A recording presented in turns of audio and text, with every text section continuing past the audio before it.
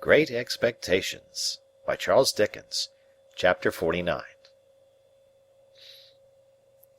Putting Miss Havisham's note in my pocket, that it might serve as my credentials for so soon reappearing at Satis House, in case her waywardness should lead her to express any surprise at seeing me, I went down again by the coach next day.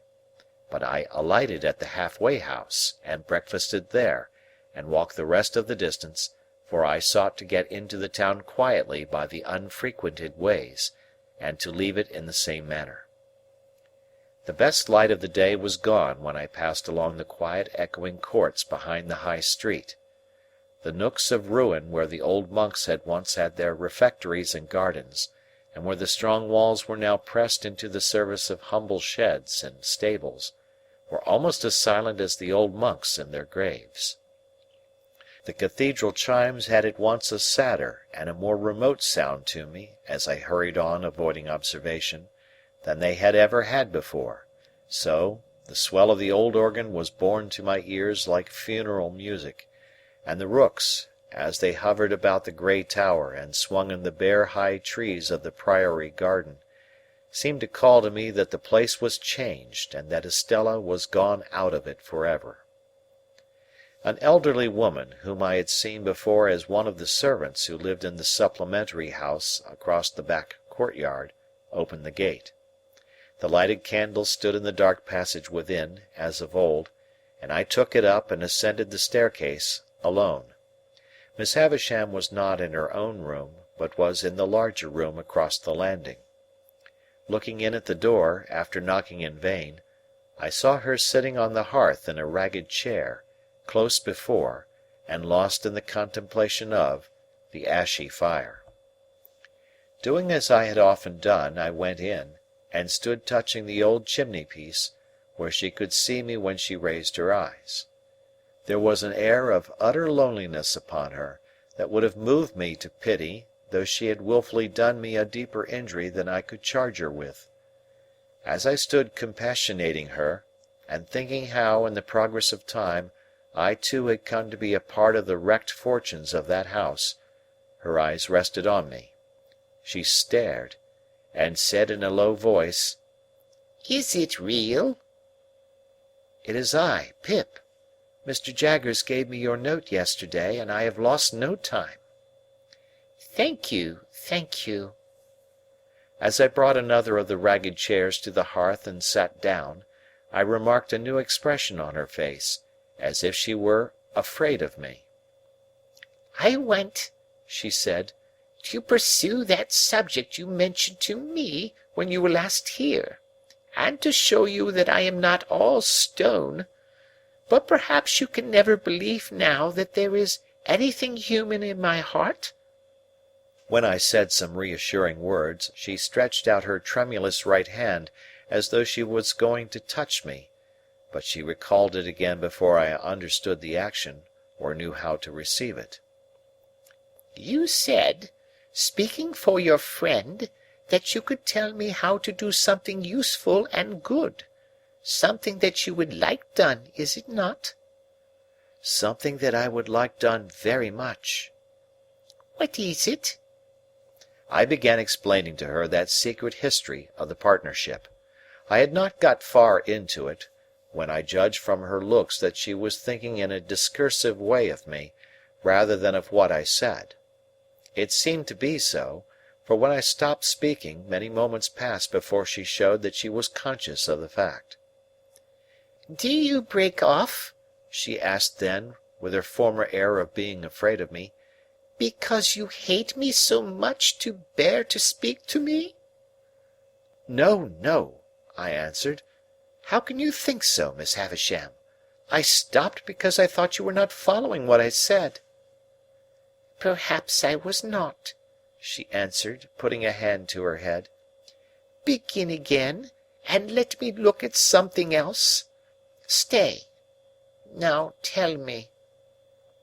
She set her hand upon her stick in the resolute way that sometimes was habitual to her, and looked at the fire with a strong expression of forcing herself to attend.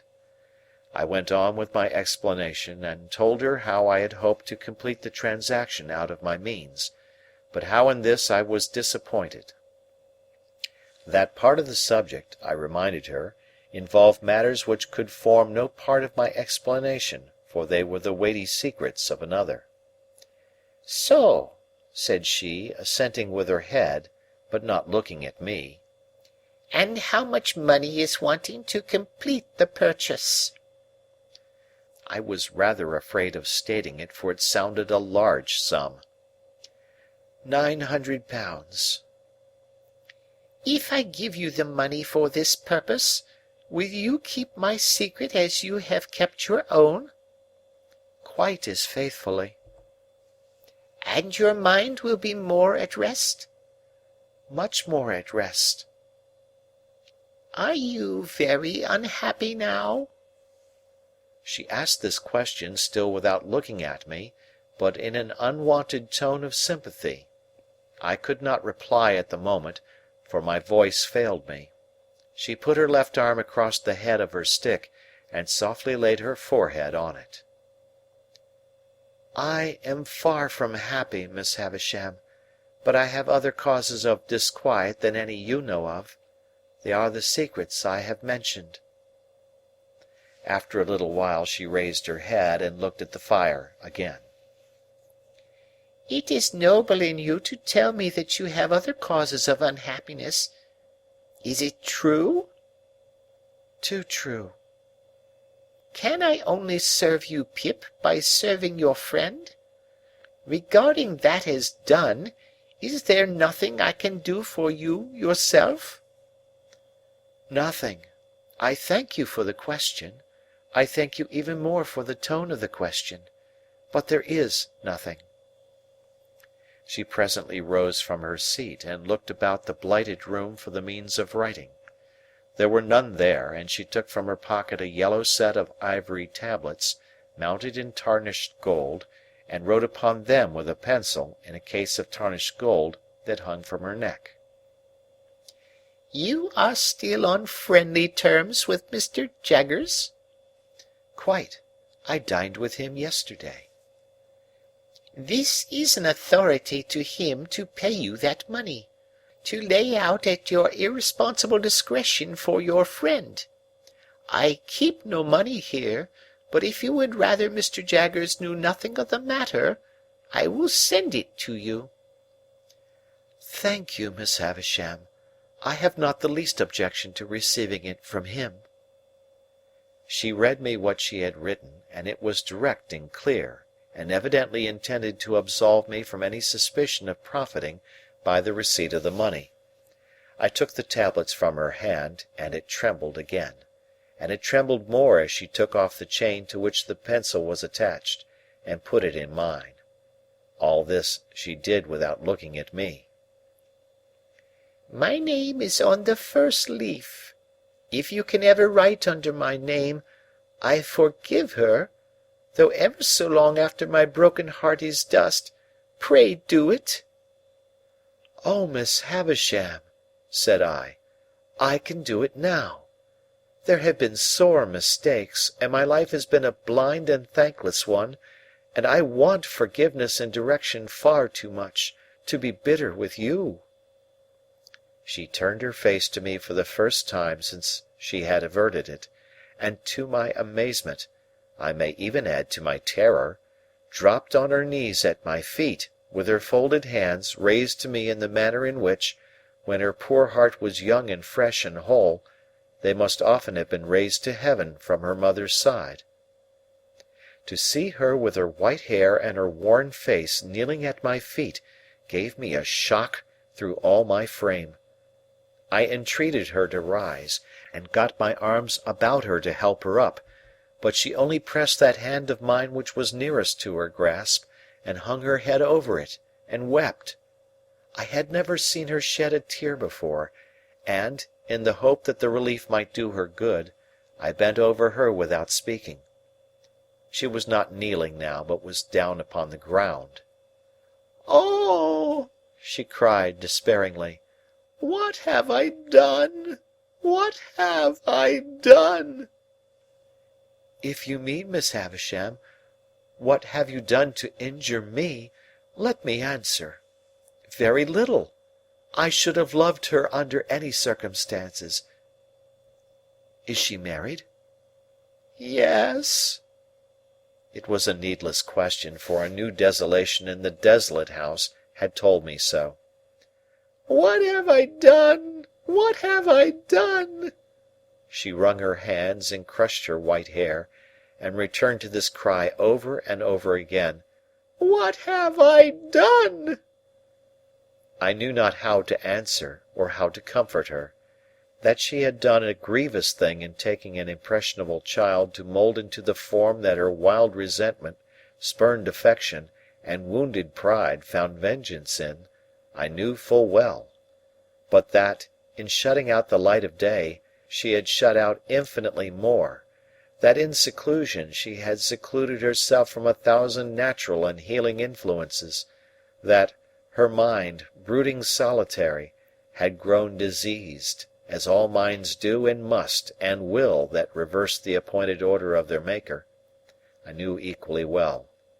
And could I look upon her without compassion, seeing her punishment in the ruin she was, in her profound unfitness for this earth on which she was placed, in the vanity of sorrow which had become a master mania, like the vanity of penitence, the vanity of remorse, the vanity of unworthiness, and other monstrous vanities that have been curses in this world?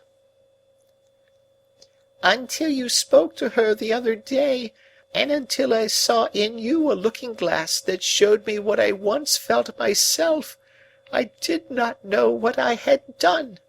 What have I done? What have I done?" And so again, 20, 50 times over, what had she done? "Miss Havisham," I said, when her cry had died away, "you may dismiss me from your mind and conscience, but Estella is a different case, and if you can ever undo any scrap of what you have done amiss in keeping a part of her right nature away from her, it will be better to do that than to bemoan the past through 100 years." "Yes, yes, I know it. But, Pip, my dear," there was an earnest womanly compassion for me in her new affection, "my dear, believe this. When she first came to me, I meant to save her from misery like my own. At first I meant no more." "Well, well," said I hope so." "But as she grew, and promised to be very beautiful, I gradually did worse, and with my praises, and with my jewels, and with my teachings, and with this figure of myself always before her, a warning to back and point my lessons, I stole her heart away and put ice in its place." "Better," I could not help saying, "to have left her a natural heart, even to be bruised or broken." With that, Miss Havisham looked distractedly at me for a while, and then burst out again. What had she done? "If you knew all my story," she pleaded, "you would have some compassion for me and a better understanding of me." "Miss Havisham," I answered as delicately as I could, "I believe I may say that I do know your story, and have known it ever since I first left this neighbourhood. It has inspired me with great commiseration, and I hope I understand it and its influences. Does what has passed between us give me any excuse for asking you a question relative to Estella? Not as she is, but as she was when she first came here?" She was seated on the ground, with her arms on the ragged chair, and her head leaning on them. She looked full at me when I said this, and replied, "Go on." "Whose child was Estella?" She shook her head. "You don't know?" She shook her head again. "But Mr. Jaggers brought her here, or sent her here?" "Brought her here." "Will you tell me how that came about?" She answered in a low whisper and with caution, "I had been shut up in these rooms a long time. I don't know how long, you know what time the clocks keep here, when I told him that I wanted a little girl to rear and love, and save from my fate.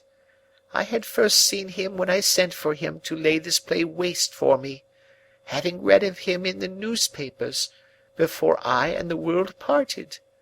He told me that he would look about him for such an orphan child. One night he brought her here, asleep, and I called her Estella." "Might I ask her age, then?" 2 or 3.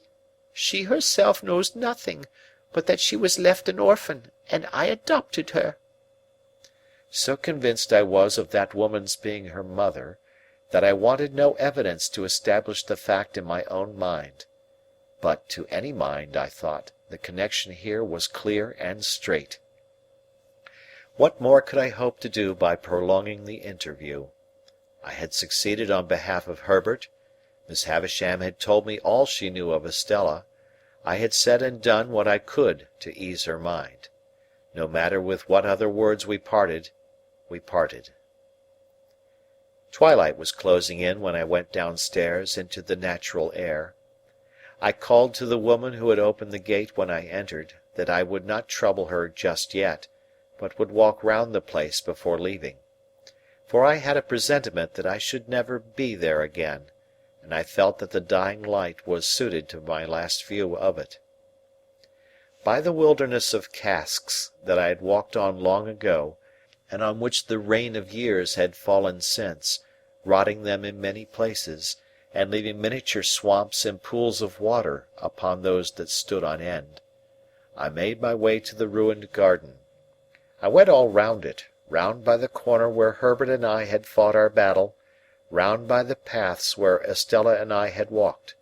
So cold, so lonely, so dreary all. Taking the brewery on my way back, I raised the rusty latch of a little door at the garden end of it and walked through. I was going out at the opposite door, not easy to open now, for the damp wood had started and swelled, and the hinges were yielding, and the threshold was encumbered with a growth of fungus, when I turned my head to look back.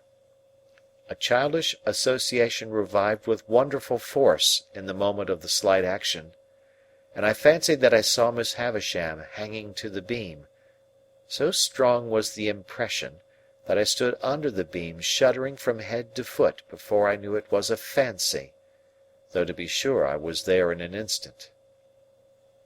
The mournfulness of the place and time, and the great terror of this illusion, though it was but momentary, caused me to feel an indescribable awe as I came out between the open wooden gates where I had once wrung my hair after Estella had wrung my heart. Passing on into the front courtyard, I hesitated whether to call the woman to let me out at the locked gate, of which she had the key, or first to go upstairs and assure myself that Miss Havisham was as safe and well as I had left her. I took the latter course and went up. I looked into the room where I had left her, and saw her seated in the ragged chair upon the hearth, close to the fire, with her back towards me. In the moment when I was withdrawing my head to go quietly away, I saw a great flaming light spring up. In the same moment I saw her running at me, shrieking, with a whirl of fire blazing all about her, and soaring at least as many feet above her head as she was high. I had a double-caped great coat on, and over my arm another thick coat. That I got them off, closed with her, threw her down and got them over her, that I dragged the great cloth from the table for the same purpose, and with it dragged down the heap of rottenness in the midst, and all the ugly things that sheltered there, that we were on the ground struggling like desperate enemies, and that the closer I covered her, the more wildly she shrieked and tried to free herself. That this occurred, I knew through the result, but not through anything I felt, or thought, or knew I did. I knew nothing until I knew that we were on the floor by the great table, and that patches of tinder yet alight were floating in the smoky air, which, a moment ago, had been her faded bridal dress.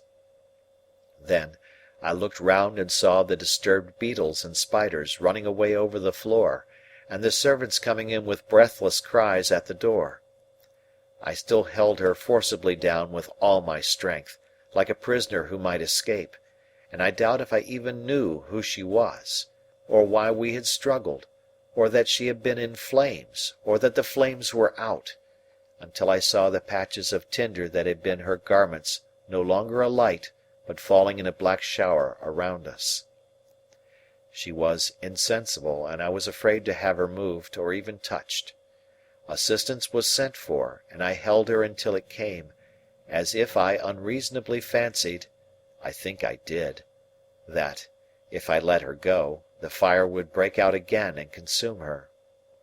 When I got up, on the surgeon's coming to her with other aid, I was astonished to see that both my hands were burnt, for I had no knowledge of it through the sense of feeling. On examination it was pronounced that she had received serious hurts, but that they of themselves were far from hopeless.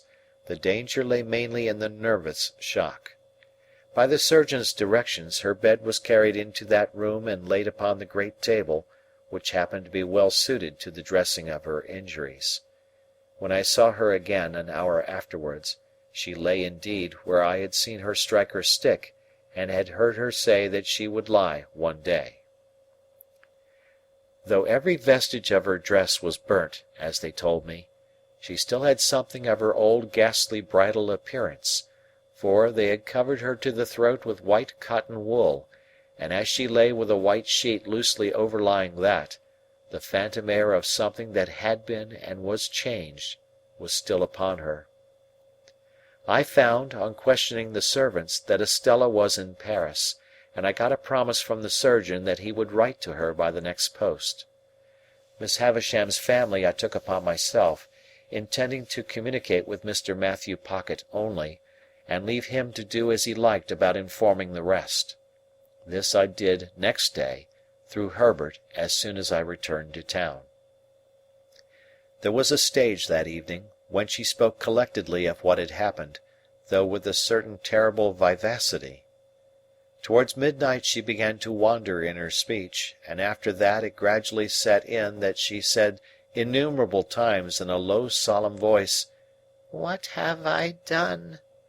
And then, "When she first came I meant to save her from misery like mine." And then, "Take the pencil and write under my name, I forgive her." She never changed the order of these 3 sentences, but she sometimes left out a word in one or other of them, never putting in another word, but always leaving a blank and going on to the next word. As I could do no service there, and as I had, nearer home, that pressing reason for anxiety and fear which even her wanderings could not drive out of my mind, I decided, in the course of the night, that I would return by the early morning coach, walking a mile or so, and being taken up clear of the town. At about 6 o'clock of the morning, therefore, I leaned over her and touched her lips with mine, just as they said, not stopping for being touched, "Take the pencil and write under my name, I forgive her."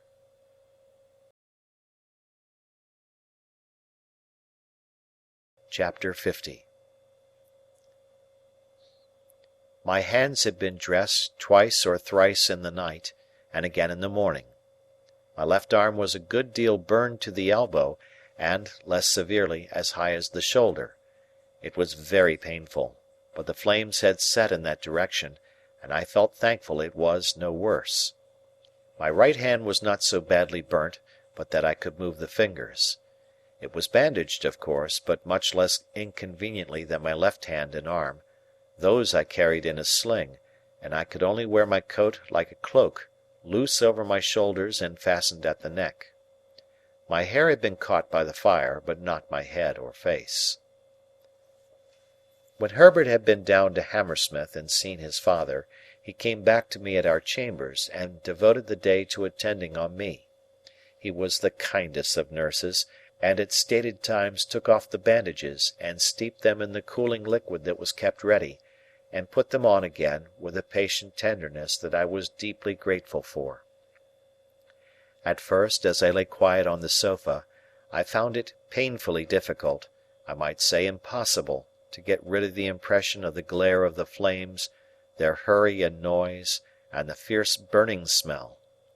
If I dozed for a minute, I was awakened by Miss Havisham's cries, and by her running at me with all that height of fire above her head. This pain of the mind was much harder to strive against than any bodily pain I suffered, and Herbert, seeing that, did his utmost to hold my attention engaged. Neither of us spoke of the boat, but we both thought of it. That was made apparent by our avoidance of the subject, and by our agreeing, without agreement, to make my recovery of the use of my hands a question of so many hours, not of so many weeks. My first question when I saw Herbert had been, of course, whether all was well down the river. As he replied in the affirmative, with perfect confidence and cheerfulness, we did not resume the subject until the day was wearing away. But then, as Herbert changed the bandages, more by the light of the fire than by the outer light, he went back to it spontaneously.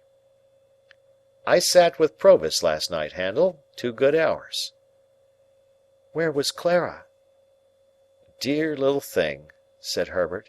"She was up and down with Gruff and Grim all the evening. He was perpetually pegging at the floor the moment she left his sight. I doubt if he can hold out long, though. What with rum and pepper and rum, I should think his pegging must be nearly over." "And then you will be married, Herbert?" "How can I take care of the dear child otherwise? Lay your arm out upon the back of the sofa, my dear boy, and I'll sit down here, and get the bandage off so gradually that you shall not know when it comes. I was speaking of Provis. Do you know, Handel, he improves?" "I said to you I thought he was softened when I last saw him." "So you did, and so he is. He was very communicative last night, and told me more of his life. You remember his breaking off here about some woman that he had had great trouble with. Did I hurt you?" I had started, but not under his touch. His words had given me a start. "I had forgotten that, Herbert, but I remember it now you speak of it." "Well, he went into that part of his life, and a dark, wild part it is. Shall I tell you? Or would it worry you just now?" "Tell me by all means, every word." Herbert bent forward to look at me more nearly, as if my reply had been rather more hurried or more eager than he could quite account for. "Your head is cool?" he said, touching it. "Quite," said I. "Tell me what Provis said, my dear Herbert." "It seems," said Herbert, "there's a bandage off most charmingly, and now comes the cool one. Makes you shrink at first, my poor dear fellow, don't it? But it will be comfortable presently. It seems that the woman was a young woman, and a jealous woman, and a revengeful woman. Revengeful, Handel, to the last degree." "To what last degree?" "Murder. Does it strike too cold on that sensitive place?" "I don't feel it. How did she murder? Whom did she murder?" "Why, the deed may not have merited quite so terrible a name," said Herbert, "but she was tried for it, and Mr. Jaggers defended her, and the reputation of that defence first made his name known to Provis. It was another and a stronger woman who was the victim, and there had been a struggle in a barn. Who began it, or how fair it was, or how unfair, may be doubtful, but how it ended is certainly not doubtful, for the victim was found throttled." "Was the woman brought in guilty?" "No, she was acquitted." "My poor Handel, I hurt you." "It is impossible to be gentler, Herbert." "Yes, what else?" "The acquitted young woman and Provis had a little child of whom Provis was exceedingly fond. On the evening of the very night when the object of her jealousy was strangled, as I tell you, the young woman presented herself before Provis for one moment and swore that she would destroy the child, which was in her possession, and he should never see it again. Then she vanished. There's the worst arm comfortably in the sling once more, and now there remains but the right hand, which is a far easier job.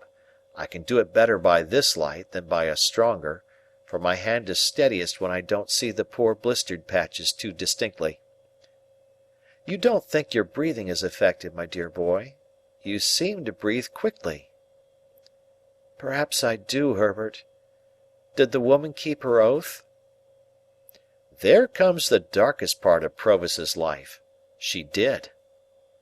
"That is, he says she did." "Why, of course, my dear boy," returned Herbert in a tone of surprise, and again bending forward to get a nearer look at me. "He says it all. I have no other information." "No, to be sure." "Now, whether," pursued Herbert, "he had used the child's mother ill, or whether he had used the child's mother well, Provis doesn't say, but she had shared some 4 or 5 years of the wretched life he described to us at this fireside, and he seems to have felt pity for her, and forbearance towards her. Therefore, fearing he should be called upon to depose about this destroyed child, and so be the cause of her death, he hid himself, much as he grieved for the child, kept himself dark, as he says, out of the way and out of the trial, and was only vaguely talked of as a certain man called Abel, out of whom the jealousy arose. After the acquittal she disappeared, and thus he lost the child and the child's mother." "I want to ask—" "A moment, my dear boy, and I have done. That evil genius, Compeyson, the worst of scoundrels among many scoundrels, knowing of his keeping out of the way at that time and of his reasons for doing so, of course afterwards held the knowledge over his head as a means of keeping him poorer and working him harder. It was clear last night that this barbed the point of Provis's animosity." "I want to know," said I, "and particularly, Herbert, whether he told you when this happened." "Particularly? Let me remember, then, what he said as to that. His impression was, 'A round score a year ago, and almost directly after I took up with Compeyson.' How old were you when you came upon him in the little churchyard?" "I think in my 7th year." "Ay. It had happened some 3 or 4 years then, he said, and you brought into his mind the little girl so tragically lost, who would have been about your age." "Herbert," said I, after a short silence, in a hurried way, "can you see me best by the light of the window or the light of the fire?" "By the firelight," answered Herbert, coming close again. "Look at me." "I do look at you, my dear boy." "Touch me." "I do touch you, my dear boy." "You are not afraid that I am in any fever, or that my head is much disordered by the accident of last night?" "No, my dear boy," said Herbert after taking time to examine me. "You are rather excited, but you are quite yourself." "I know I am quite myself, and the man we have in hiding down the river is Estella's father."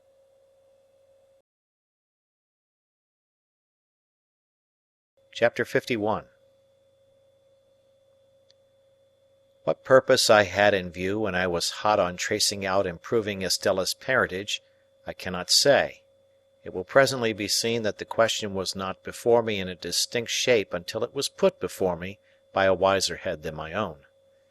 But when Herbert and I had held our momentous conversation, I was seized with a feverish conviction that I ought to hunt the matter down, that I ought not to let it rest, but that I ought to see Mr. Jaggers, and come at the bare truth.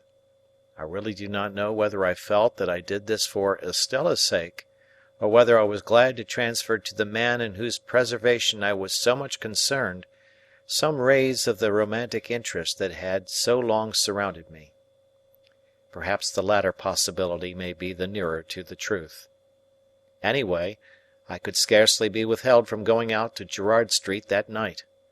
Herbert's representations that, if I did, I should probably be laid up and stricken useless, when our fugitive's safety would depend upon me, alone restrained my impatience. On the understanding, again and again reiterated, that, come what would, I was to go to Mr. Jaggers to-morrow, I at length submitted to keep quiet, and to have my hurts looked after, and to stay at home. Early next morning we went out together, and at the corner of Giltspur Street by Smithfield, I left Herbert to go his way into the city, and took my way to Little Britain.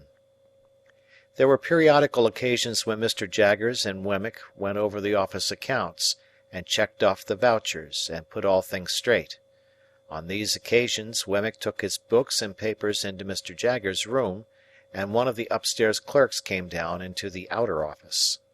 Finding such clerk on Wemmick's post that morning, I knew what was going on, but I was not sorry to have Mr. Jaggers and Wemmick together, as Wemmick would then hear for himself that I said nothing to compromise him. My appearance, with my arm bandaged and my coat loose over my shoulders, favoured my object. Although I had sent Mr. Jaggers a brief account of the accident as soon as I had arrived in town, yet I had to give him all the details now, and the speciality of the occasion caused our talk to be less dry and hard, and less strictly regulated by the rules of evidence, than it had been before. When I described the disaster, Mr. Jaggers stood, according to his wont, before the fire.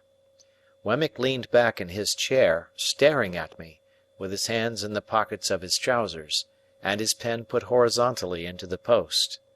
The two brutal casts, always inseparable in my mind from the official proceedings, seemed to be congestively considering whether they didn't smell fire at the present moment.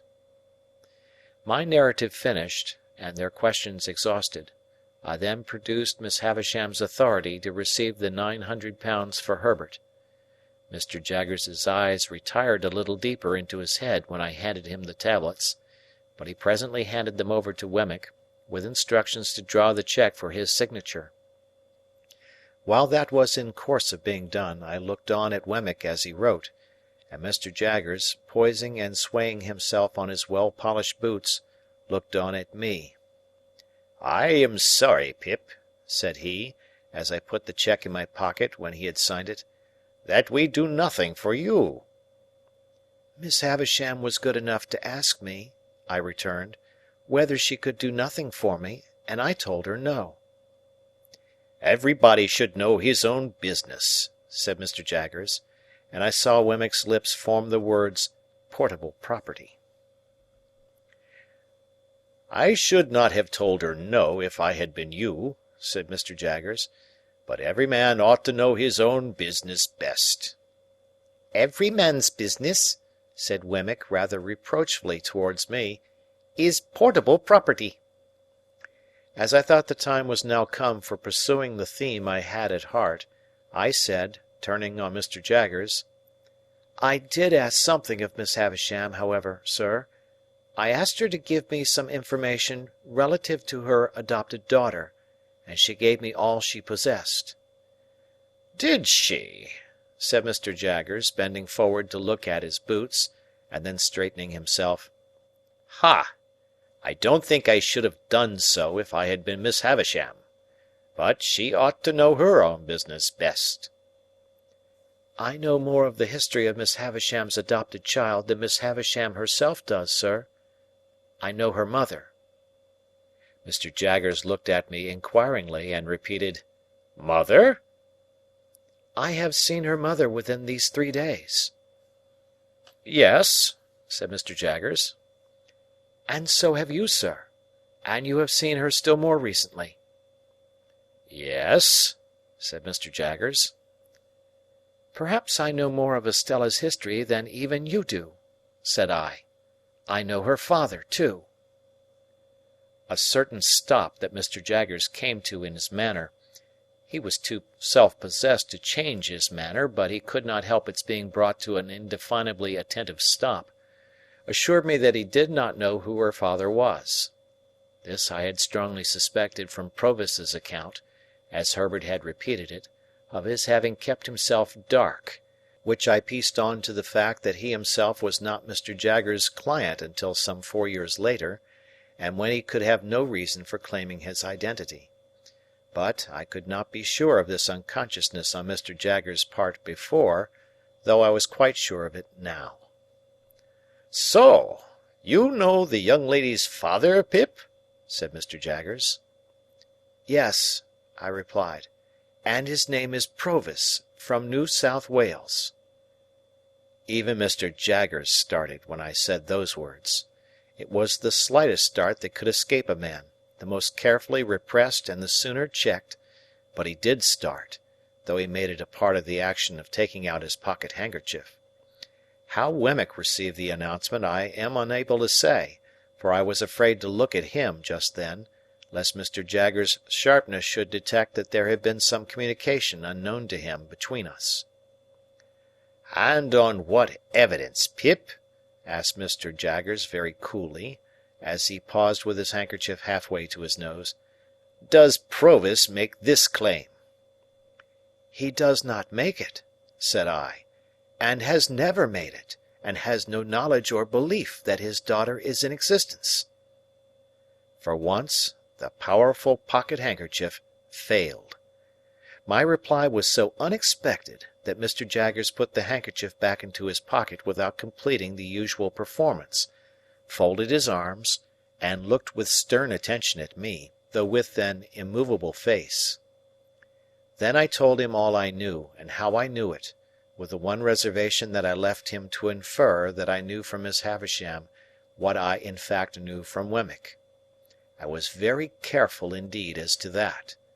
Nor did I look towards Wemmick until I had finished all I had to tell, and had been for some time silently meeting Mr. Jaggers's look. When I did at last turn my eyes in Wemmick's direction, I found that he had unposted his pen, and was intent upon the table before him. "Ha!" said Mr. Jaggers, at last, as he moved towards the papers on the table. "What item was it you were at, Wemmick, when Mr. Pip came in?" But I could not submit to be thrown off in that way, and I made a passionate, almost an indignant appeal, to him to be more frank and manly with me. I reminded him of the false hopes into which I had lapsed, the length of time they had lasted, and the discovery I had made, and I hinted at the danger that weighed upon my spirits. I represented myself as being surely worthy of some little confidence from him, in return for the confidence I had just now imparted. I said that I did not blame him, or suspect him, or mistrust him, but I wanted assurance of the truth from him. And if he asked me why I wanted it, and why I thought I had any right to it, I would tell him, little as he cared for such poor dreams, that I had loved Estella dearly and long, and that although I had lost her, and must live a bereaved life, whatever concerned her was still nearer and dearer to me than anything else in the world. And seeing that Mr. Jaggers stood quite still and silent, and apparently quite obdurate under this appeal, I turned to Wemmick and said, "Wemmick, I know you to be a man with a gentle heart. I have seen your pleasant home, and your old father, and all the innocent, cheerful, playful ways with which you refresh your business life. And I entreat you to say a word for me to Mr. Jaggers, and to represent to him that, all circumstances considered, he ought to be more open with me." I have never seen two men look more oddly at one another than Mr. Jaggers and Wemmick did after this apostrophe. At first, a misgiving crossed me that Wemmick would be instantly dismissed from his employment, but it melted as I saw Mr. Jaggers relax into something like a smile, and Wemmick became bolder. "What's all this?" said Mr. Jaggers. "You with an old father, and you with pleasant and playful ways?" "Well," returned Wemmick, "if I don't bring him here, what does it matter?" "Pip," said Mr. Jaggers, laying his hand upon my arm and smiling openly, "this man must be the most cunning impostor in all London." "Not a bit of it," returned Wemmick, growing bolder and bolder. "I think you're another." Again they exchanged their former odd looks, each apparently still distrustful that the other was taking him in. "You with a pleasant home?" said Mr. Jaggers. "Since it don't interfere with business," returned Wemmick, "let it be so. Now, I look at you, sir. I shouldn't wonder if you might be planning and contriving to have a pleasant home of your own, one of these days, when you're tired of all this work." Mr. Jaggers nodded his head retrospectively 2 or 3 times, and actually drew a sigh. "Pip," said he, "we won't talk about poor dreams, and you know more about such things than I, having much fresher experience of that kind. But now about this other matter. I'll put a case to you. Mind, I admit nothing." He waited for me to declare that I quite understood that he expressly said that he admitted nothing. "Now, Pip," said Mr. Jaggers, "put this case. Put the case that a woman, under such circumstances as you have mentioned, held her child concealed, and was obliged to communicate the fact to her legal adviser on his representing to her that he must know, with an eye to the latitude of his defence, how the fact stood about that child. Put the case that, at the same time he held a trust to find a child for an eccentric rich lady to adopt and bring up." "I follow you, sir." Put the case that he lived in an atmosphere of evil, and that all he saw of children was their being generated in great numbers for certain destruction. Put the case that he often saw children solemnly tried at a criminal bar, where they were held up to be seen. Put the case that he habitually knew of their being imprisoned, whipped, transported, neglected, cast out, qualified in all ways for the hangman, and growing up to be hanged. Put the case that pretty nigh all the children he saw in his daily business life he had reason to look upon as so much spawn, to develop into the fish that were to come to his net, to be prosecuted, defended, forsworn, made orphans, bedevilled somehow." "I follow you, sir." Put the case, Pip, that here was one pretty little child, out of the heap who could be saved, whom the father believed dead, and dared make no stir about, as to whom over the mother the legal adviser had this power. I know what you did and how you did it. You came so and so, you did such and such things to divert suspicion. I have tracked you through it all, and I tell it you all. Part with the child, unless it should be necessary to produce it to clear you, and then it shall be produced. Give the child into my hands, and I will do my best to bring you off. If you are saved, your child is saved too. If you are lost, your child is still saved. Put the case that this was done, and that the woman was cleared." "I understand you perfectly." "But that I make no admissions?" "That you make no admissions."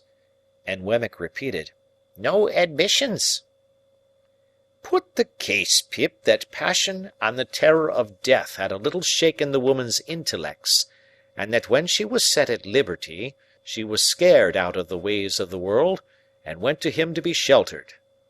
Put the case that he took her in, and that he kept down the old, wild, violent nature whenever he saw an inkling of its breaking out, by asserting his power over her in the old way.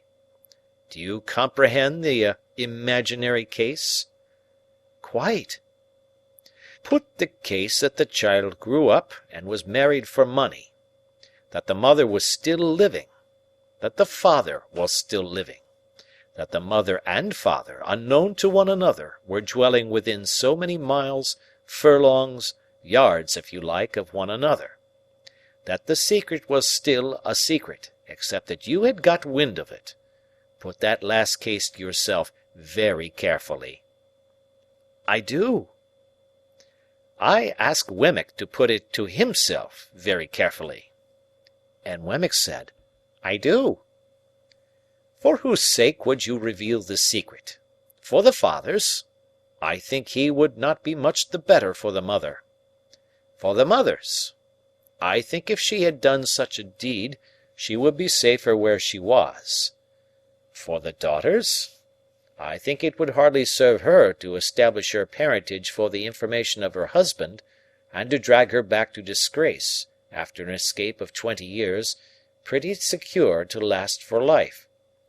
But add the case that you had loved her, Pip, and had made her the subject of those poor dreams, which have at one time or another been in the heads of more men than you think likely, then I tell you that you had better, and would much sooner, when you had thought well of it, chop off that bandaged left hand of yours with your bandaged right hand, and then pass the chopper on to Wemmick here to cut that off too." I looked at Wemmick, whose face was very grave. He gravely touched his lips with his forefinger. I did the same. Mr. Jaggers did the same. "Now, Wemmick," said the latter then, resuming his usual manner, "what item was it you were at when Mr. Pip came in?"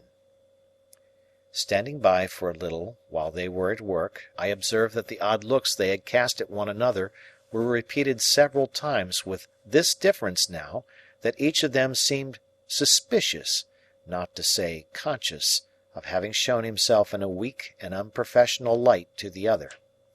For this reason, I suppose, they were now inflexible with one another, Mr. Jaggers being highly dictatorial, and Wemmick obstinately justifying himself whenever there was the smallest point in abeyance for a moment.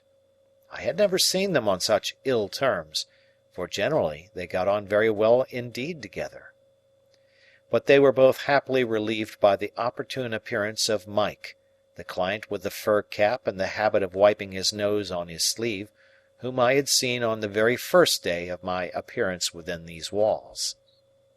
This individual, who, either in his own person or in that of some member of his family, seemed to be always in trouble, which in that place meant Newgate, called to announce that his eldest daughter was taken up on suspicion of shoplifting.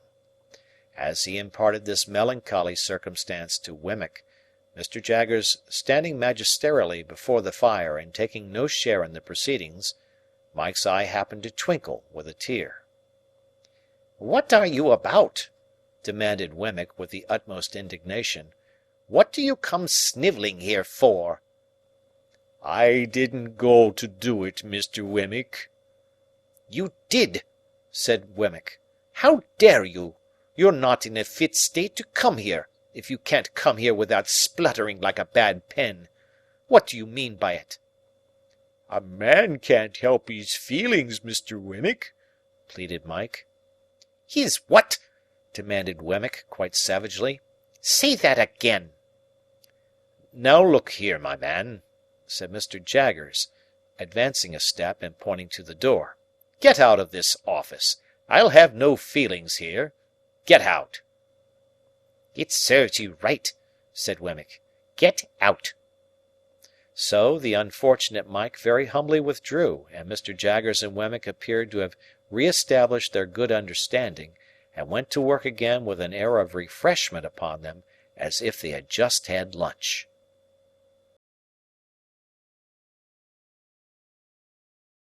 Chapter 52.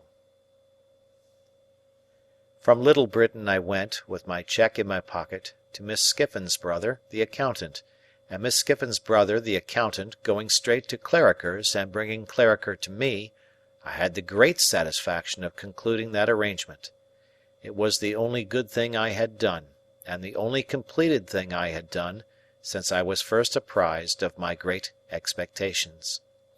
Clarriker informing me on that occasion that the affairs of the house were steadily progressing, that he would now be able to establish a small branch house in the East, which was much wanted for the extension of the business, and that Herbert in his new partnership capacity would go out and take charge of it, I found that I must have prepared for a separation from my friend, even though my own affairs had been more settled.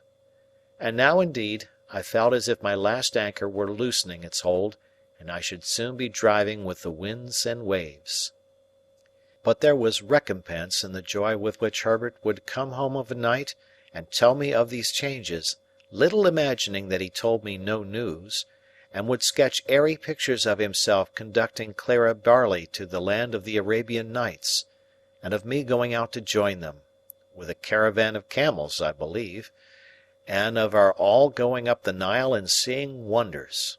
Without being sanguine as to my own part in these bright plans, I felt that Herbert's way was clearing fast, and that old Bill Barley had but to stick to his pepper and rum, and his daughter would soon be happily provided for.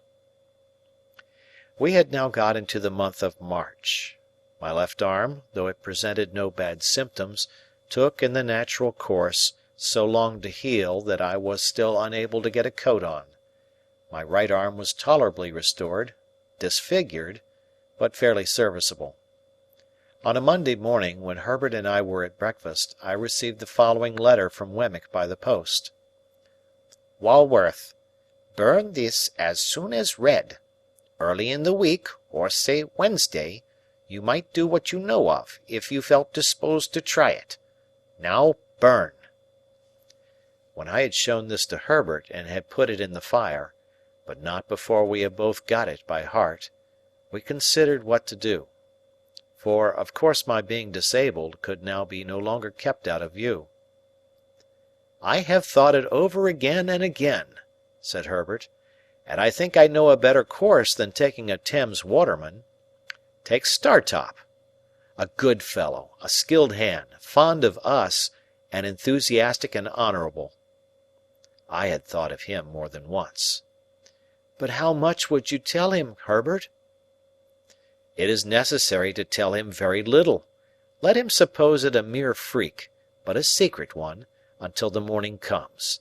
Then let him know that there is urgent reason for your getting Provis aboard and away. You go with him?" "No doubt." "Where?"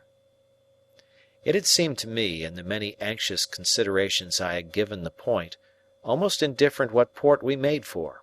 Hamburg, Rotterdam, Antwerp. The place signified little, so that he was out of England.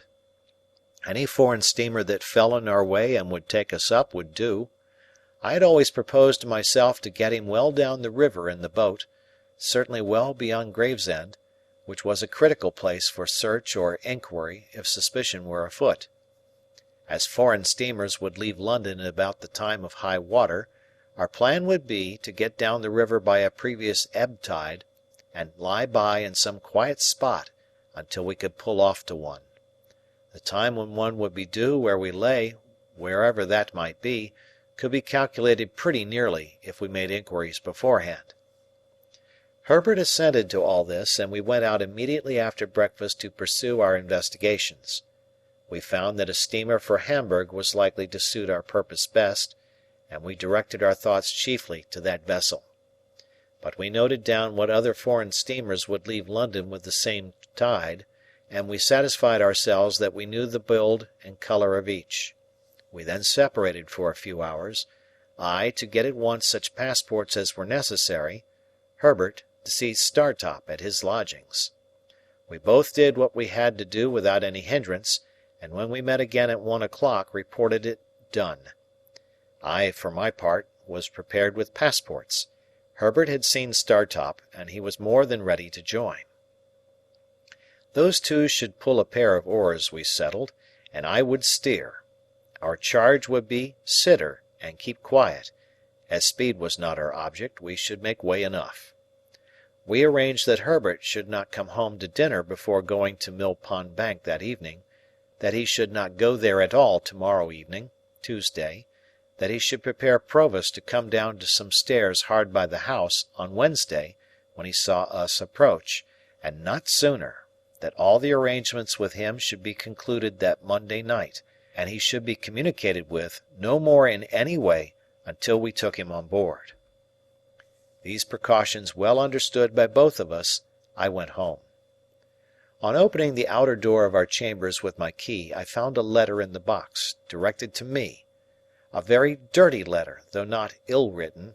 It had been delivered by hand, of course, since I left home, and its contents were these: "If you are not afraid to come to the old marshes to-night or to-morrow night at 9, and to come to the little sluice house by the lime kiln, you had better come.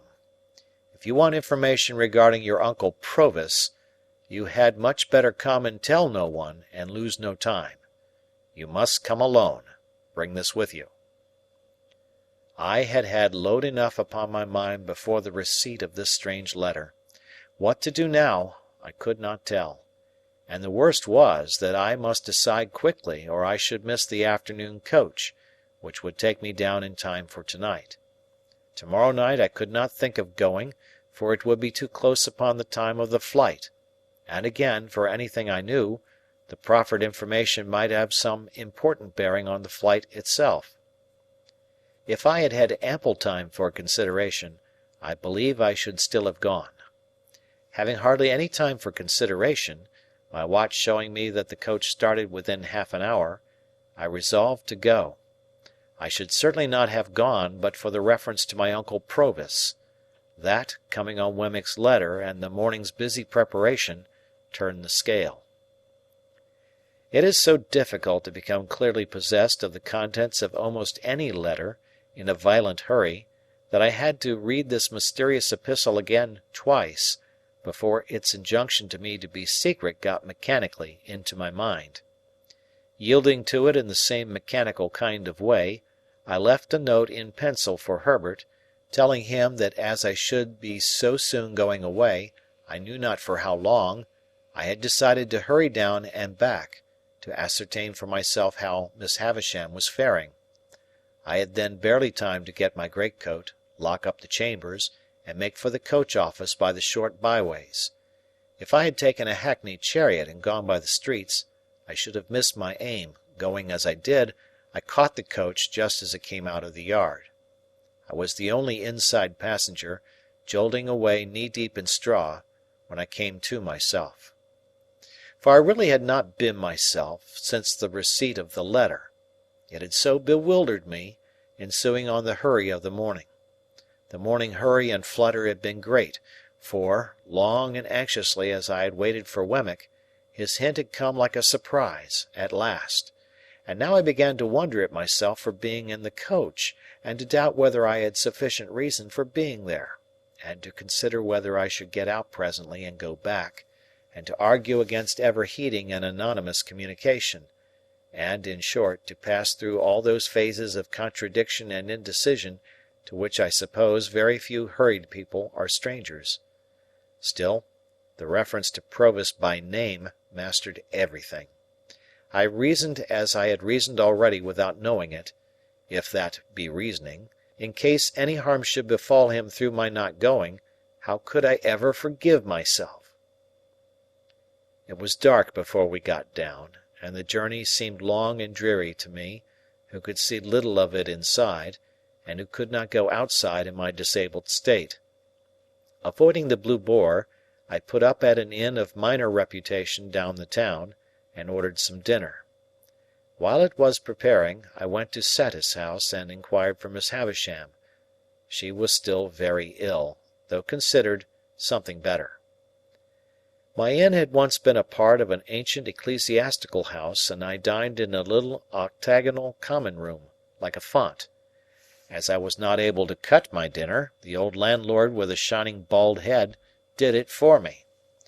This bringing us into conversation, he was so good as to entertain me with my own story, of course with the popular feature that Pumblechook was my earliest benefactor and the founder of my fortunes. "Do you know the young man?" said I. "Know him?" repeated the landlord. "Ever since he was no height at all." "Does he ever come back to this neighbourhood?" "Ay, he comes back," said the landlord, "to his great friends now and again, and gives the cold shoulder to the man that made him." "What man is that?"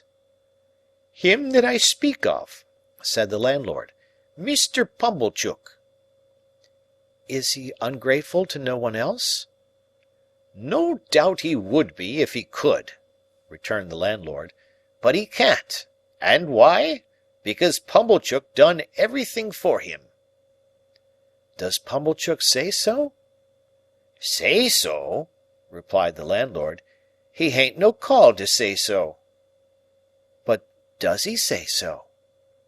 It would turn a man's blood to white wine vinegar to hear him tell of it, sir," said the landlord. I thought, "Yet, Joe, dear Joe, you never tell of it.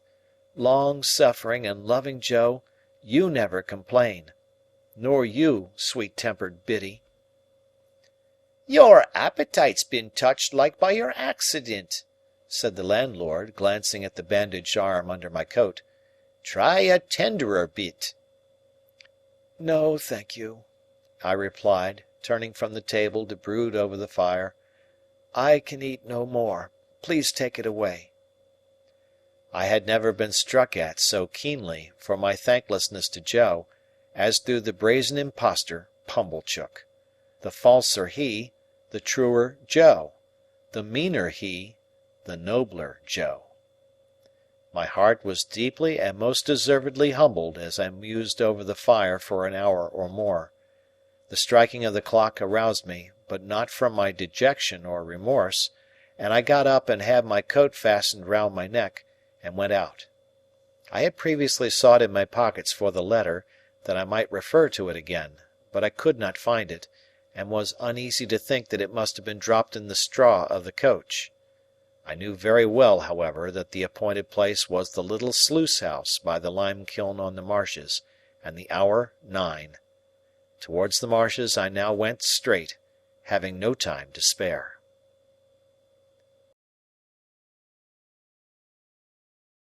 Chapter 53. It was a dark night, though the full moon rose as I left the enclosed lands and passed out upon the marshes. Beyond their dark line there was a ribbon of clear sky, hardly broad enough to hold the red large moon. In a few minutes she had ascended out of that clear field, in among the piled mountains of cloud. There was a melancholy wind, and the marshes were very dismal. A stranger would have found them insupportable, and even to me they were so oppressive that I hesitated, half inclined to go back. But I knew them well, and could have found my way on a far darker night, and had no excuse for returning, being there. So, having come there against my inclination, I went on against it. The direction that I took was not that in which my old home lay, nor that in which we had pursued the convicts. My back was turned towards the distant hulks as I walked on, and though I could see the old lights away on the spits of sand, I saw them over my shoulder.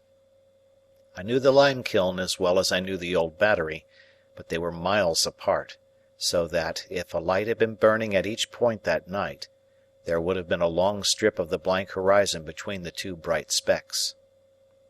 At first, I had to shut some gates after me, and now and then to stand still while the cattle that were lying in the banked-up pathway arose and blundered down among the grass and reeds. But after a little while I seemed to have the whole flats to myself. It was another half-hour before I drew near to the kiln. The lime was burning with a sluggish, stifling smell, but the fires were made up and left, and no workmen were visible. Hard by was a small stone quarry. It lay directly in my way, and had been worked that day, as I saw by the tools and barrows that were lying about. Coming up again to the marsh level out of this excavation, for the rude path lay through it, I saw a light in the old sluice-house. I quickened my pace and knocked at the door with my hand. Waiting for some reply, I looked about me, noticing how the sluice was abandoned and broken, and how the house, of wood with a tiled roof, would not be proof against the weather much longer, if it were so even now, and how the mud and ooze were coated with lime, and how the choking vapour of the kiln crept in a ghostly way towards me. Still there was no answer, and I knocked again. No answer still, and I tried the latch. It rose under my hand, and the door yielded. Looking in, I saw a lighted candle on a table, a bench, and a mattress on a truckle bedstead. As there was a loft above, I called, "Is any one here?" But no voice answered. Then I looked at my watch, and finding that it was past 9, called again, "Is there any one here?" There being still no answer, I went out at the door, irresolute what to do. It was beginning to rain fast. Seeing nothing save what I had seen already, I turned back into the house and stood just within the shelter of the doorway, looking out into the night. While I was considering that someone must have been there lately and must soon be coming back, or the candle would not be burning, it came into my head to look if the wick were long. I turned round to do so, and had taken up the candle in my hand, when it was extinguished by some violent shock, and the next thing I comprehended was, that I had been caught in a strong running noose, thrown over my head from behind. "Now," said a suppressed voice with an oath, "I've got you." "What is this?" I cried, struggling. "Who is it? Help! Help! Help!" Not only were my arms pulled close to my sides, but the pressure on my bad arm caused me exquisite pain. Sometimes a strong man's hand, sometimes a strong man's breast, was set against my mouth to deaden my cries, and with a hot breath always close to me, I struggled ineffectually in the dark while I was fastened tight to the wall. "And now," said the suppressed voice with another oath, "call out again, and I'll make short work of you." Faint and sick with the pain of my injured arm, bewildered by the surprise, and yet conscious how easily this threat could be put in execution, I desisted, and tried to ease my arm were it ever so little. But it was bound too tight for that. I felt as if, having been burnt before, it was now being broiled. The sudden exclusion of the night, and the substitution of black darkness in its place, warned me that the man had closed a shutter. After groping about for a little, he found the flint and steel he wanted, and began to strike a light. I strained my sight upon the sparks that fell among the tinder, and upon which he breathed and breathed, match in hand, but I could only see his lips, and the blue point of the match, even those but fitfully. The tinder was damp, no wonder there, and one after another the sparks died out.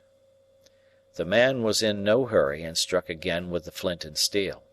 As the sparks fell thick and bright about him, I could see his hands and touches of his face, and could make out that he was seated and bending over the table, but nothing more. Presently I saw his blue lips again, breathing on the tinder, and then a flare of light flashed up, and showed me Orlick. Whom I had looked for, I don't know. I had not looked for him. Seeing him, I felt that I was in a dangerous strait indeed, and I kept my eyes upon him.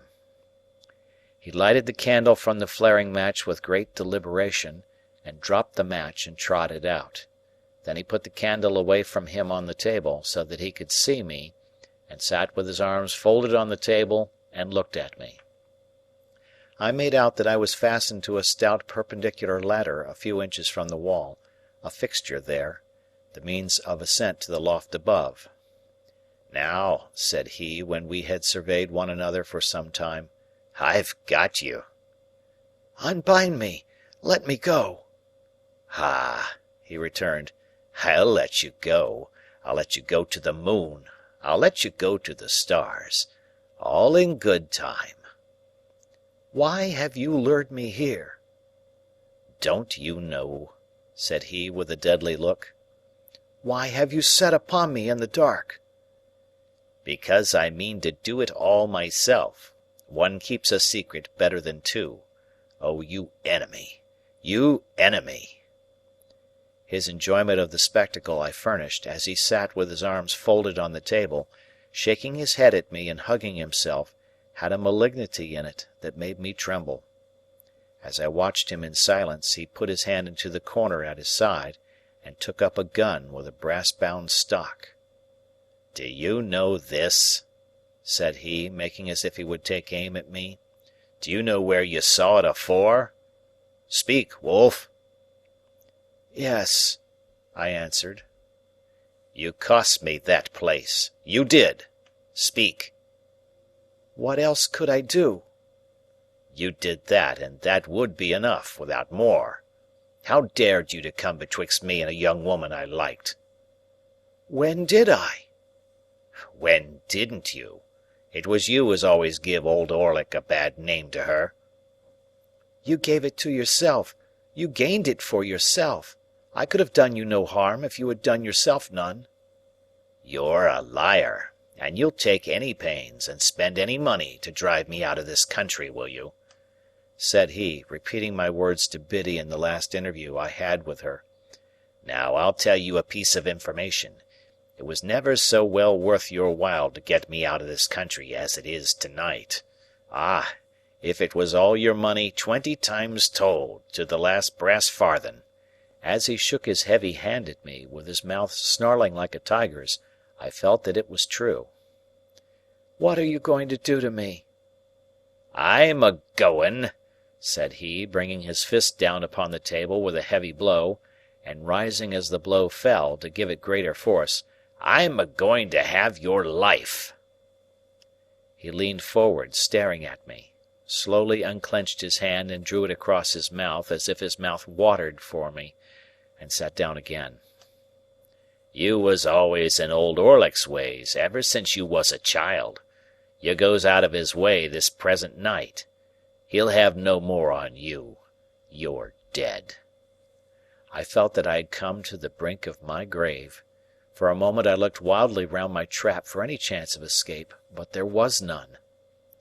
"More than that," said he, folding his arms on the table again, "I won't have a rag of you, I won't have a bone of you, left on earth. I'll put your body in the kiln. I'd carry 2 such to it on my shoulders, and, let people suppose what they may of you, they shall never know nothing." My mind, with inconceivable rapidity, followed out all the consequences of such a death. Estella's father would believe I had deserted him, would be taken, would die accusing me. Even Herbert would doubt me, when he compared the letter I had left for him with the fact that I had called at Miss Havisham's gate for only a moment. Joe and Biddy would never know how sorry I had been that night.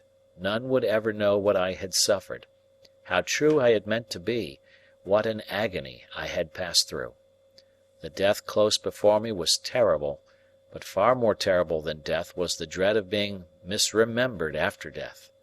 And so quick were my thoughts that I saw myself despised by unborn generations, Estella's children and their children, while the wretch's words were yet on his lips.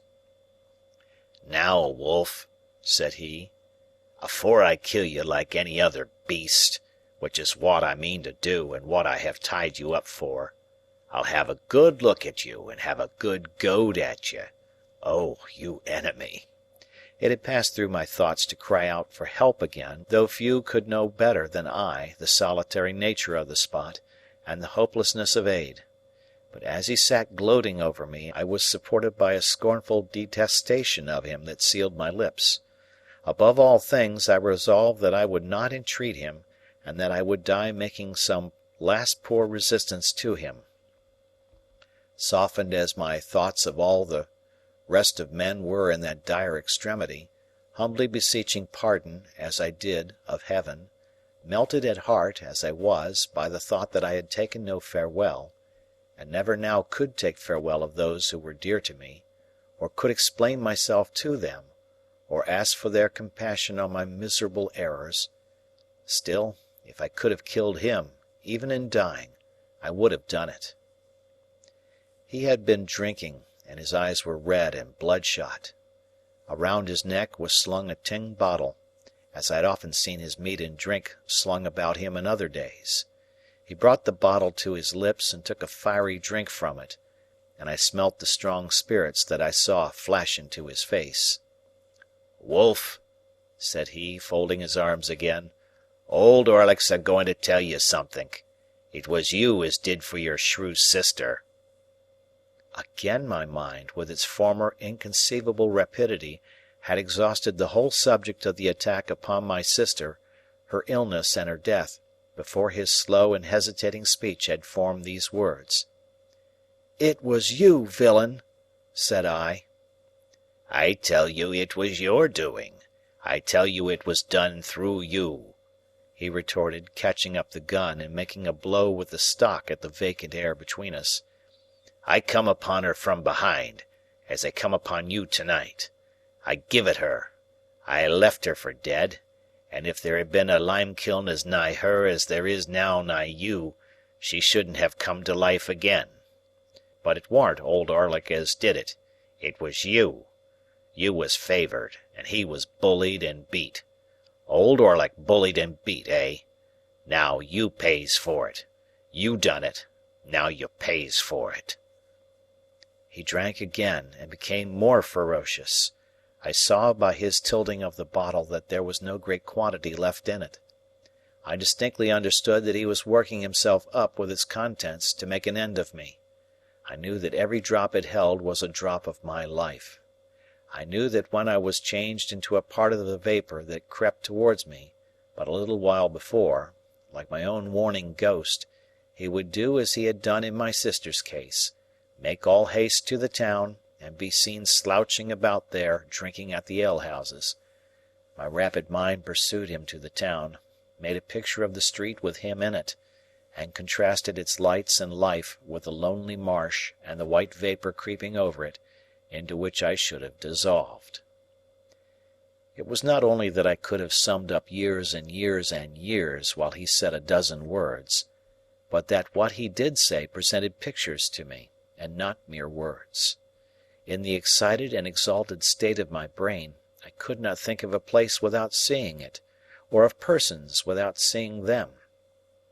It is impossible to overstate the vividness of these images, and yet I was so intent, all the time, upon him himself, who would not be intent on the tiger crouching to spring, that I knew of the slightest action of his fingers. When he had drunk this second time, he rose from the bench on which he sat, and pushed the table aside. Then he took up the candle, and shading it with his murderous hand so as to throw its light on me, stood before me, looking at me, and enjoying the sight. "Wolf, I'll tell you something more. It was Old Orlick as you tumbled over on your stairs that night." I saw the staircase with its extinguished lamps. I saw the shadows of the heavy stair rails thrown by the watchman's lantern on the wall. I saw the rooms that I was never to see again, here a door half open, there a door closed, all the articles of furniture around. "And why was Old Orlick there? I'll tell you something more, Wolf. You and her have pretty well hunted me out of this country, so far as getting an easy living in it goes, and I've took up with new companions and new masters. Some of them writes my letters when I wants 'em wrote. Do you mind? Writes my letters, Wolf. They writes 50 hands. They're not like sneaking you, as writes but one. I've a firm mind and a firm will to have your life, since you was down here at your sister's burying. I han't seen a way to get you safe, and I've looked arter you to know your ins and outs. For, says Old Orlick to himself, somehow or another I'll have him. What? When I looks for you, I find your Uncle Provis, eh?" Mill Pond Bank and Chink's Basin and the old green copper rope walk, all so clear and plain, Provis in his rooms, the signal whose use was over, pretty Clara, the good motherly woman, old Bill Barley on his back, all drifting by, as on the swift stream of my life fast running out to sea.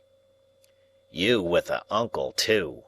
Why, I knowed you at Gargery's when you was so small a wolf that I could have took your weazen betwixt this finger and thumb and chucked you away dead, as I'd thoughts o' doing, odd times, when I see you loitering amongst the pollards on a Sunday. And you hadn't found no uncles then. No, not you.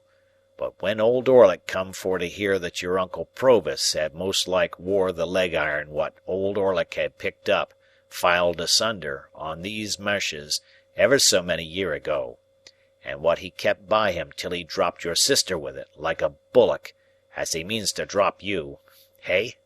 When he come for to hear that, hey?" In his savage taunting he flared the candle so close at me that I turned my face aside to save it from the flame. "Ah!" he cried, laughing, after doing it again, "the burnt child dreads the fire. Old Orlick knowed you was burnt. Old Orlick knowed you was smuggling your Uncle Provis away. Old Orlick's a match for you, and knowed you'd come to-night. Now I'll tell you something more, Wolf, and this ends it. There's them that's as good a match for your Uncle Provis as old Orlick has been for you. Let him wear them when he's lost his nevvy. Let him wear them when no man can't find a rag of his dear relation's clothes, nor yet a bone of his body. There's them that can't, and that won't have Magwitch. Yes, I know the name. Alive in the same land with them, and that's had such sure information of him when he was alive in another land, as that he couldn't and shouldn't leave it unbeknown and put them in danger. Perhaps it's them that writes 50 hands, and that's not like sneaking you as writes but one. Where Compeyson, Magwitch, and the gallows?" He flared the candle at me again, smoking my face and hair, and for an instant blinding me, and turned his powerful back as he replaced the light on the table. I had thought a prayer, and had been with Joe and Biddy and Herbert, before he turned towards me again. There was a clear space of a few feet between the table and the opposite wall. Within this space he now slouched backwards and forwards.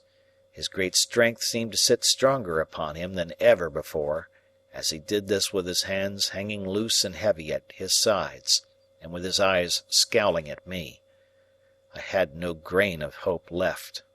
Wild as my inward hurry was, and wonderful the force of the pictures that rushed by me instead of thoughts, I could yet clearly understand that, unless he had resolved that I was within a few moments of surely perishing out of all human knowledge, he would never have told me what he had told. Of a sudden he stopped, took the cork out of his bottle, and tossed it away. Light as it was, I heard it fall like a plummet. He swallowed slowly, tilting up the bottle by little and little, and now he looked at me no more. The last few drops of liquor he poured into the palm of his hand, and licked up. Then, with a sudden hurry of violence and swearing horribly, he threw the bottle from him, and stooped, and I saw in his hand a stone hammer with a long heavy handle. The resolution I had made did not desert me, for, without uttering one vain word of appeal to him, I shouted out with all my might, and struggled with all my might. It was only my head and my legs that I could move, but to that extent I struggled with all the force, until then unknown, that was within me. In the same instant I heard responsive shouts, saw figures and a gleam of light dash in at the door, heard voices in tumult, and saw Orlick emerge from a struggle of men, as if it were tumbling water, clear the table at a leap, and fly out into the night. After a blank, I found that I was lying unbound, on the floor, in the same place, with my head on someone's knee. My eyes were fixed on the ladder against the wall when I came to myself, had opened on it before my mind saw it, and thus as I recovered consciousness, I knew that I was in the place where I had lost it. Too indifferent at first, even to look round and ascertain who supported me, I was lying looking at the ladder, when there came between me and it a face. The face of Trabb's boy.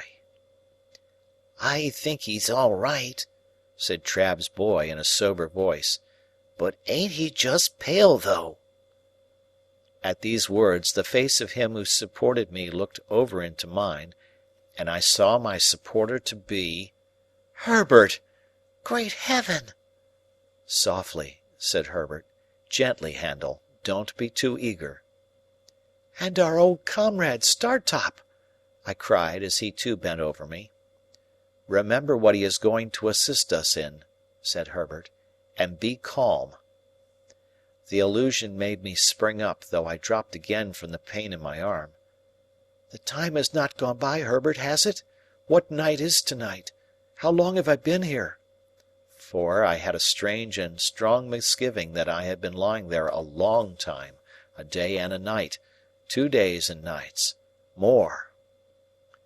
"The time has not gone by. It is still Monday night." "Thank God!" "And you have all tomorrow, Tuesday, to rest in," said Herbert. "But you can't help groaning, my dear Handel. What hurt have you got? Can you stand?" "Yes, yes," said I. "I can walk. I have no hurt but in this throbbing arm." They laid it bare, and did what they could. It was violently swollen and inflamed, and I could scarcely endure to have it touched. But they tore up their handkerchiefs to make fresh bandages, and carefully replaced it in the sling, until we could get to the town and obtain some cooling lotion to put upon it. In a little while we had shut the door of the dark and empty sluice house, and were passing through the quarry on our way back. Trabb's boy, Trabb's overgrown young man now, went before us with a lantern, which was the light I had seen come in at the door. But the moon was a good 2 hours higher than when I had last seen the sky, and the night, though rainy, was much lighter. The white vapour of the kiln was passing from us as we went by, and as I had thought a prayer before, I thought a thanksgiving now. Entreating Herbert to tell me how he had come to my rescue, which at first he had flatly refused to do, but had insisted on my remaining quiet, I learnt that I had in my hurry dropped the letter, open, in our chambers, where he, coming home to bring with him Startop, whom he had met in the street on his way to me, found it, very soon after I was gone. Its tone made him uneasy, and the more so because of the inconsistency between it and the hasty letter I had left for him. His uneasiness increasing, instead of subsiding, after a quarter of an hour's consideration, he set off for the coach office with Startop, who volunteered his company, to make inquiry when the next coach went down. Finding that the afternoon coach was gone, and finding that his uneasiness grew into positive alarm, as obstacles came in his way, he resolved to follow in a post-chaise. So he and Startop arrived at the Blue Boar, fully expecting there to find me, or tidings of me, but, finding neither, went on to Miss Havisham's, where they lost me. Hereupon they went back to the hotel, doubtless at about the time when I was hearing the popular local version of my own story, to refresh themselves and get someone to guide them out upon the marshes. Among the loungers under the Boar's archway happened to be Trabb's boy, true to his ancient habit of happening to be everywhere where he had no business, and Trabb's boy had seen me passing from Miss Havisham's in the direction of my dining-place. Thus Trabb's boy became their guide, and with him they went out to the sluice house, though by the town way to the marshes, which I had avoided. Now as they went along, Herbert reflected that I might, after all, have been brought there on some genuine and serviceable errand tending to Provis's safety, and bethinking himself that in that case interruption must be mischievous, left his guide and Startop on the edge of the quarry, and went on by himself, and stole round the house 2 or 3 times, endeavouring to ascertain whether all was right within.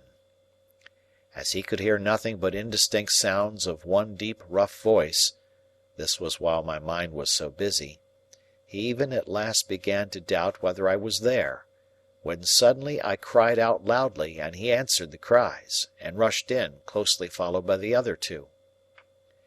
When I told Herbert what had passed within the house, he was for our immediately going before a magistrate in the town, late at night as it was, and getting out a warrant. But I had already considered that such a course, by detaining us there, or binding us to come back, might be fatal to Provis. There was no gainsaying this difficulty, and we relinquished all thoughts of pursuing Orlick at that time. For the present, under the circumstances, we deemed it prudent to make rather light of the matter to Trabb's boy, who, I am convinced, would have been much affected by disappointment, if he had known that his intervention saved me from the lime-kiln. Not that Trabb's boy was of a malignant nature, but that he had too much spare vivacity, and that it was in his constitution to want variety and excitement at anybody's expense. When we parted, I presented him with 2 guineas, which seemed to meet his views, and told him that I was sorry ever to have had an ill opinion of him, which made no impression on him at all. Wednesday being so close upon us, we determined to go back to London that night, 3 in the post-chaise, the rather, as we should then be clear away before the night's adventure began to be talked of. Herbert got a large bottle of stuff for my arm, and by dint of having this stuff dropped over it all the night through, I was just able to bear its pain on the journey. It was daylight when we reached the temple, and I went at once to bed, and lay in bed all day.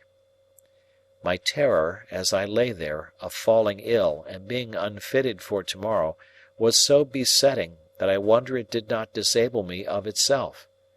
It would have done so, pretty surely, in conjunction with the mental wear and tear I had suffered, but for the unnatural strain upon me that tomorrow was.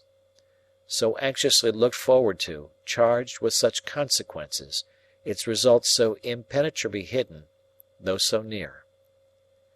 No precaution could have been more obvious than our refraining from communication with him that day, yet this again increased my restlessness. I started at every footstep and every sound, believing that he was discovered and taken, and this was the messenger to tell me so.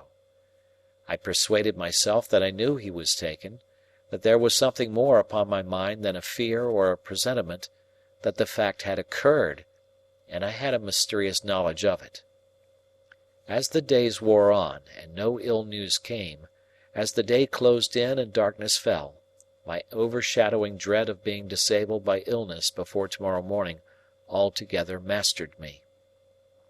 My burning arm throbbed, and my burning head throbbed, and I fancied I was beginning to wander. I counted up to high numbers to make sure of myself, and repeated passages that I knew in prose and verse. It happened sometimes that in the mere escape of a fatigued mind, I dozed for some moments or forgot. Then I would say to myself with a start, "Now it has come, and I am turning delirious." They kept me very quiet all day, and kept my arm constantly dressed, and gave me cooling drinks. Whenever I fell asleep, I awoke with the notion I had had in the sluice house, that a long time had elapsed, and the opportunity to save him was gone. About midnight I got out of bed and went to Herbert, with the conviction that I had been asleep for 24 hours, and that Wednesday was past. It was the last self-exhausting effort of my fretfulness, for after that I slept soundly. Wednesday morning was dawning when I looked out of window. The winking lights upon the bridges were already pale. The coming sun was like a marsh of fire on the horizon. The river, still dark and mysterious, was spanned by bridges that were turning coldly grey, with here and there at top a warm touch from the burning in the sky. As I looked along the clustered roofs, with church towers and spires shooting into the unusually clear air, the sun rose up, and a veil seemed to be drawn from the river, and millions of sparkles burst out upon its waters. From me, too, a veil seemed to be drawn, and I felt strong and well. Herbert lay asleep in his bed, and our old fellow student lay asleep on the sofa. I could not dress myself without help, but I made up the fire, which was still burning, and got some coffee ready for them. In good time they too started up, strong and well, and we admitted the sharp morning air at the windows, and looked at the tide that was still flowing towards us. "When it turns at 9 o'clock," said Herbert, cheerfully, "look out for us, and stand ready, you over there at Mill Pond Bank."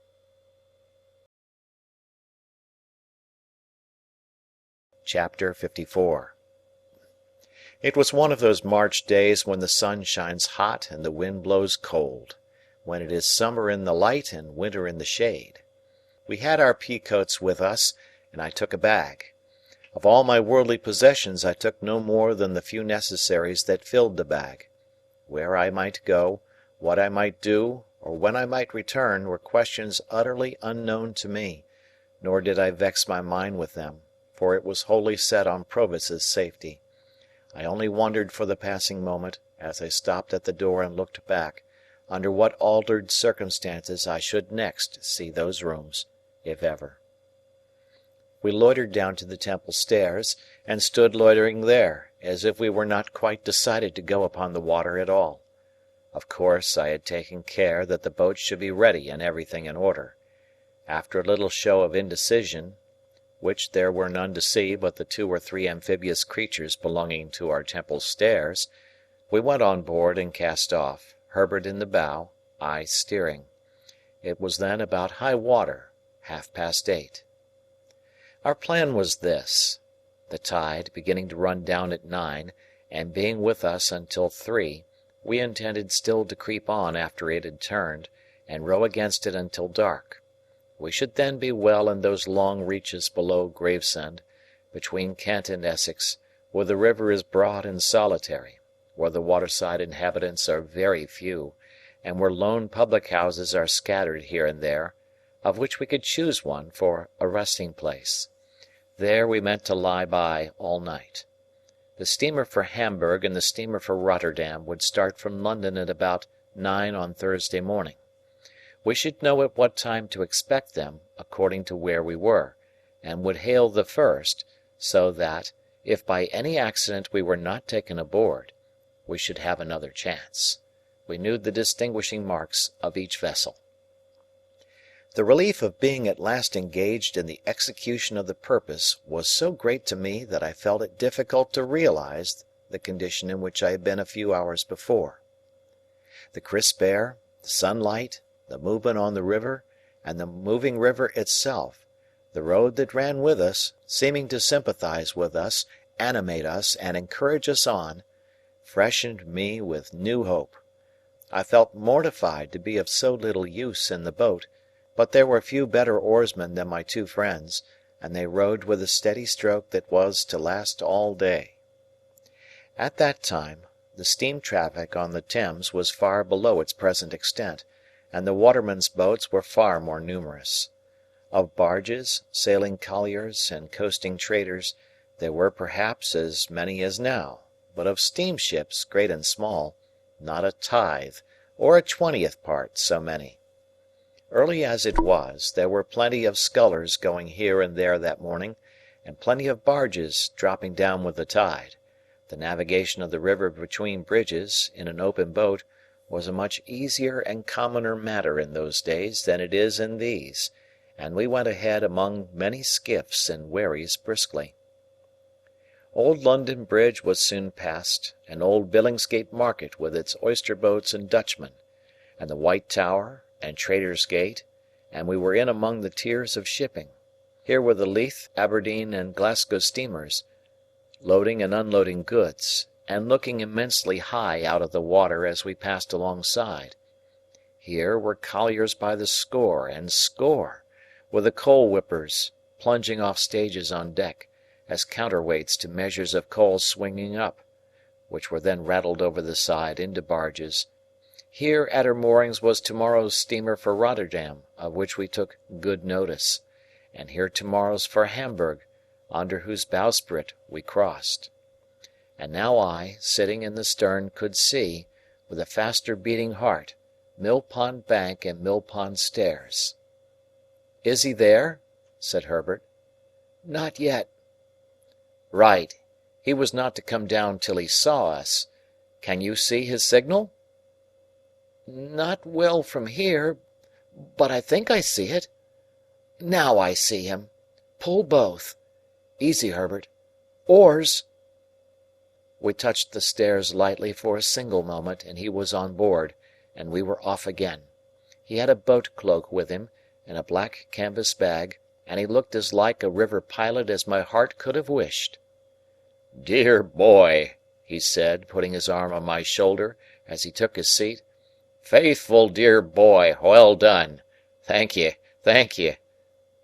Again among the tiers of shipping, in and out, avoiding rusty chain cables, frayed hempen hawsers and bobbing buoys, sinking for the moment floating broken baskets, scattering floating chips of wood and shaving, cleaving floating scum of coal, in and out, under the figurehead of the John of Sunderland making a speech to the winds, as is done by many Johns, and the Betsy of Yarmouth with a firm formality of bosom and her knobby eyes starting 2 inches out of her head, in and out, hammers going in shipbuilders' yards, saws going at timber, clashing engines going at things unknown, pumps going in leaky ships, capstans going, ships going out to sea, and unintelligible sea creatures roaring curses over the bulwarks at respondent lightermen, in and out at last upon the clearer river, where the ship's boys might take their fenders in,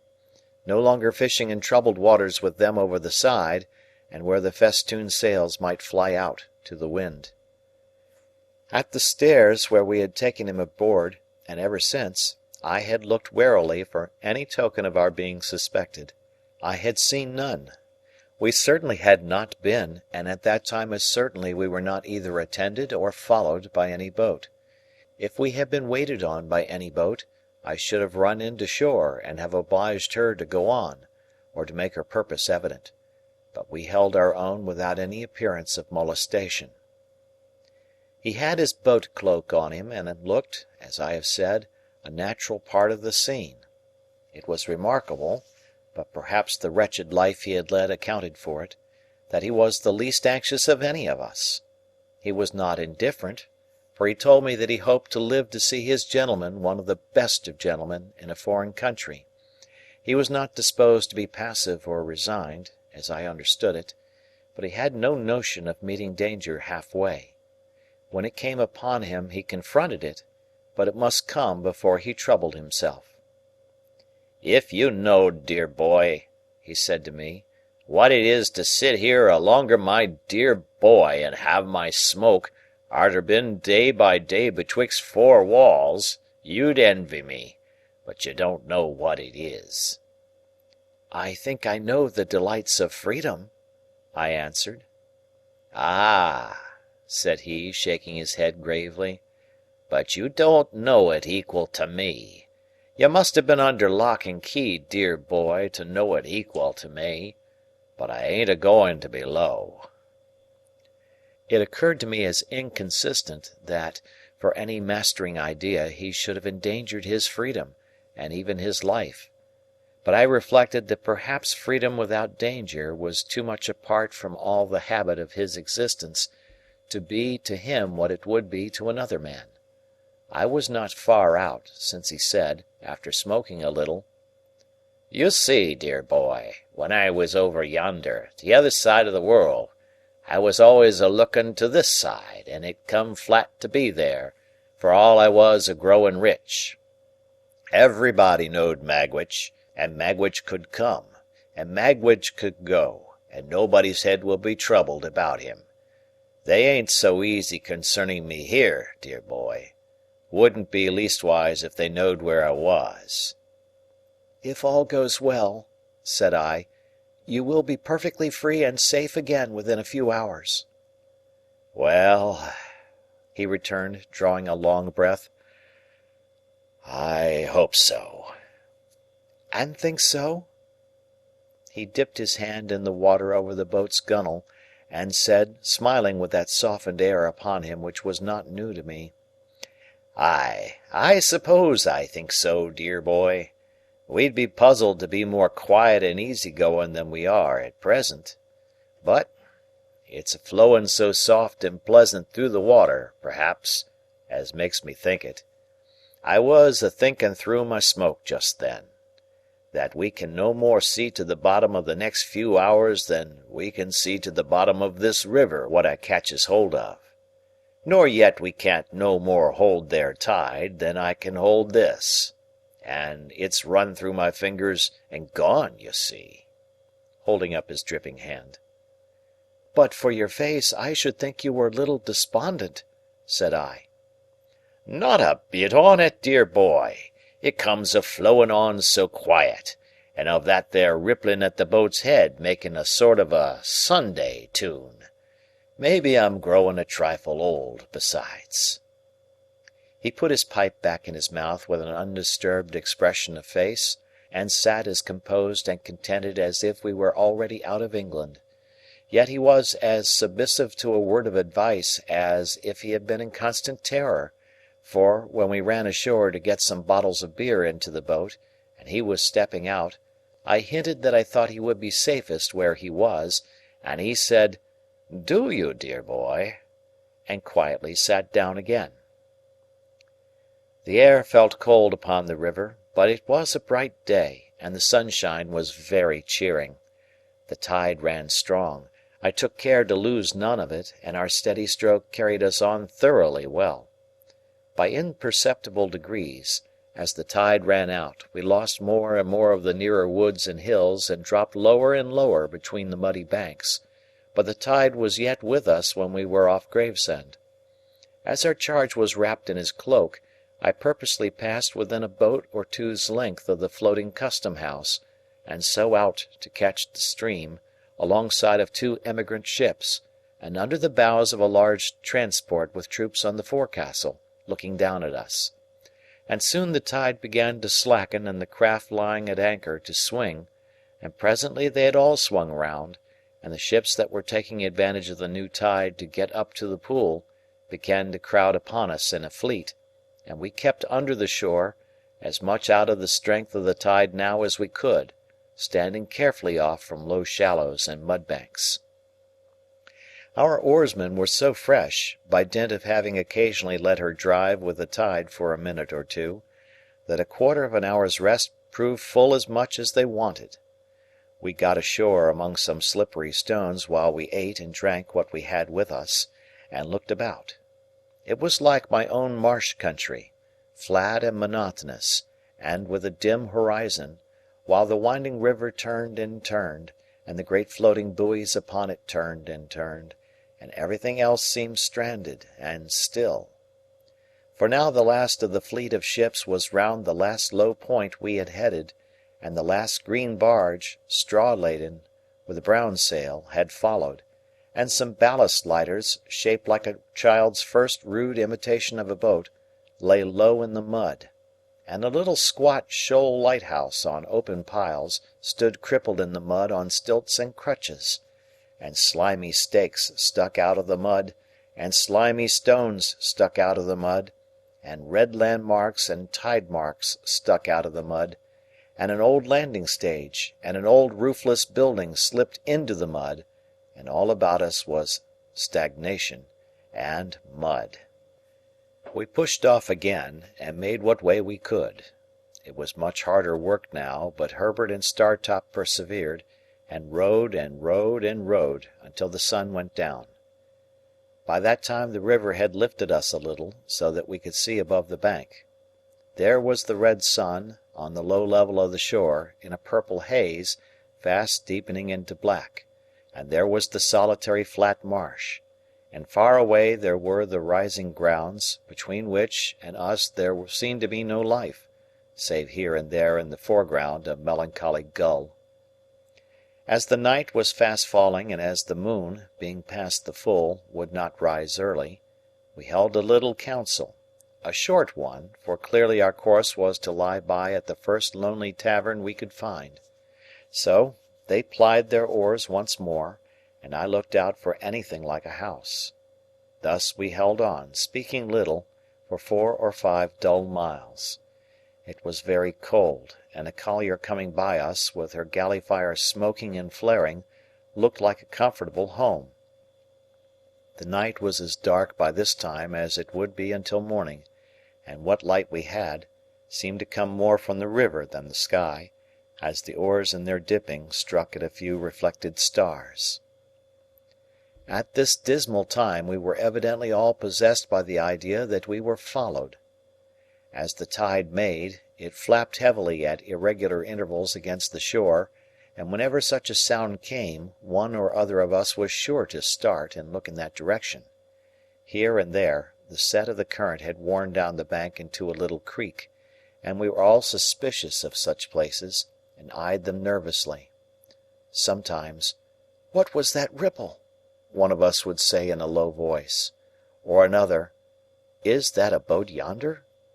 And afterwards we would fall into a dead silence, and I would sit impatiently thinking with what an unusual amount of noise the oars worked in the thowels. At length we descried a light and a roof, and presently afterwards ran alongside a little causeway made of stones that had been picked up hard by. Leaving the rest in the boat, I stepped ashore, and found the light to be in the window of a public-house. It was a dirty place enough, and I dare say not unknown to smuggling adventurers, but there was a good fire in the kitchen, and there were eggs and bacon to eat, and various liquors to drink. Also, there were 2 double-bedded rooms, "such as they were," the landlord said.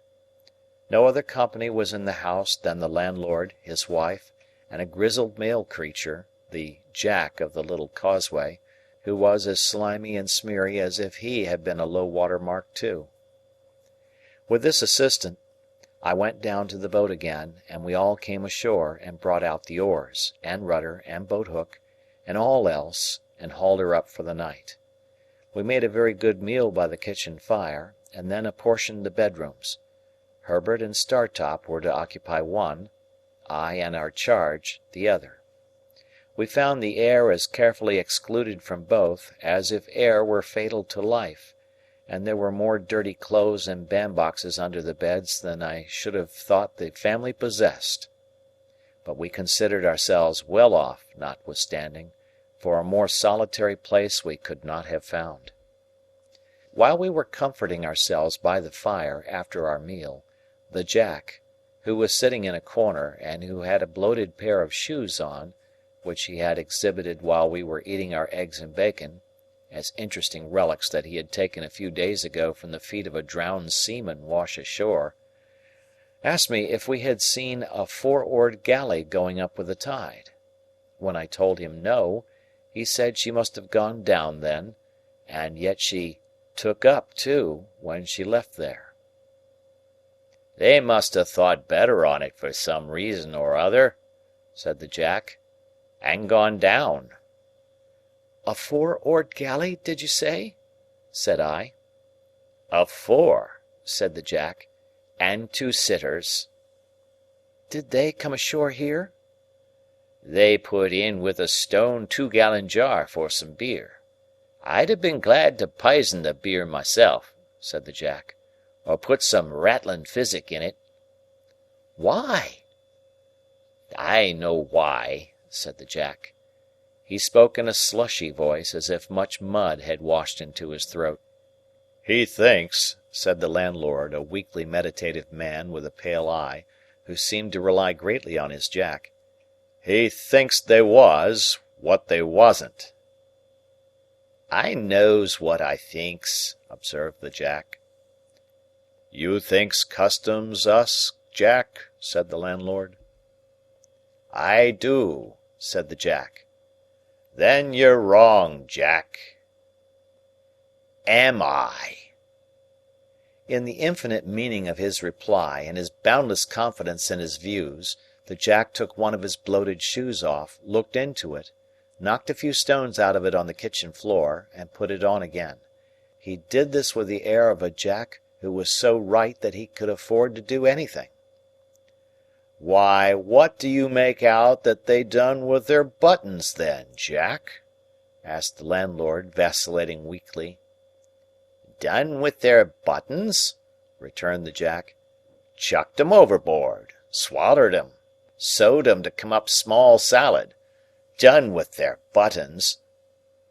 "Don't be cheeky, Jack," remonstrated the landlord in a melancholy and pathetic way.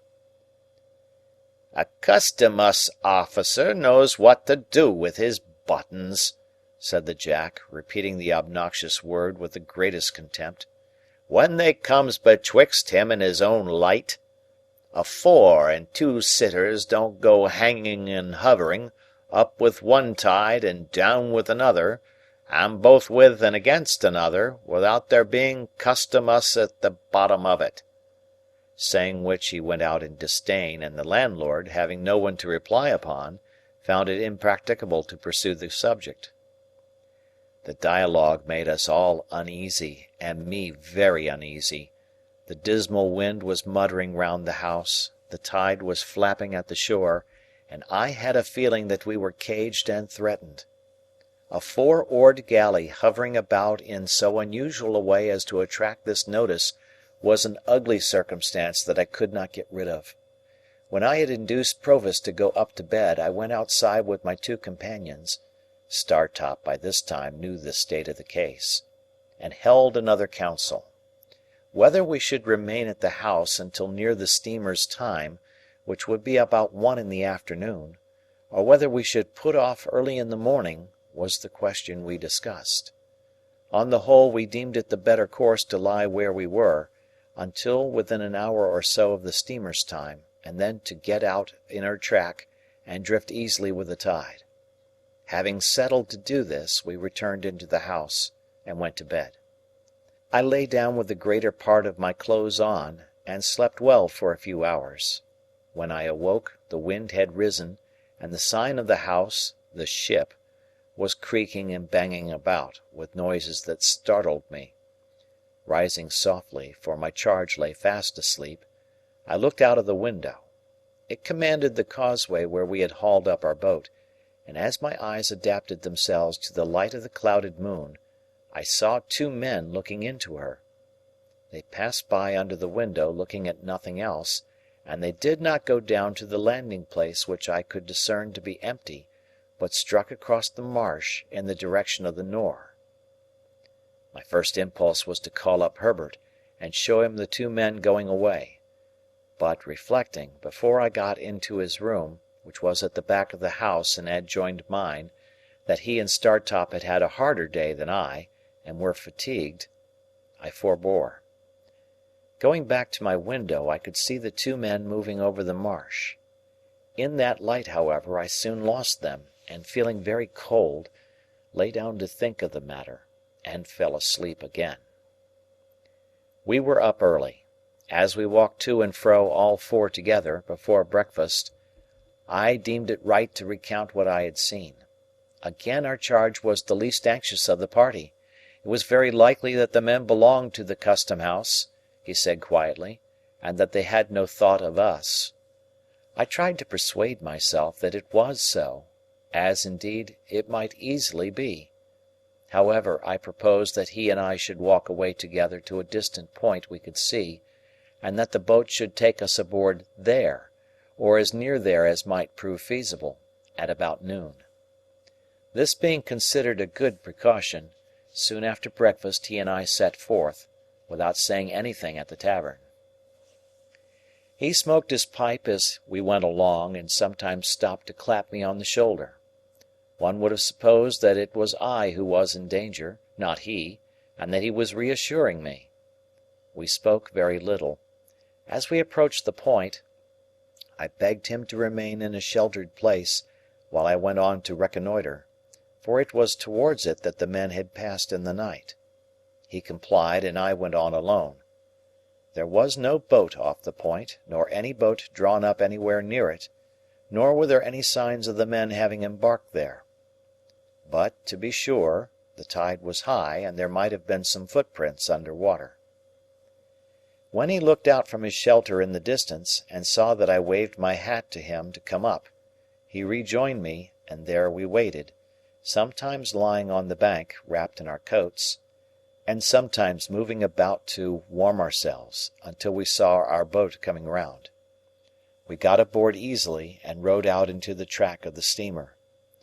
By that time it wanted but 10 minutes of 1 o'clock, and we began to look out for her smoke.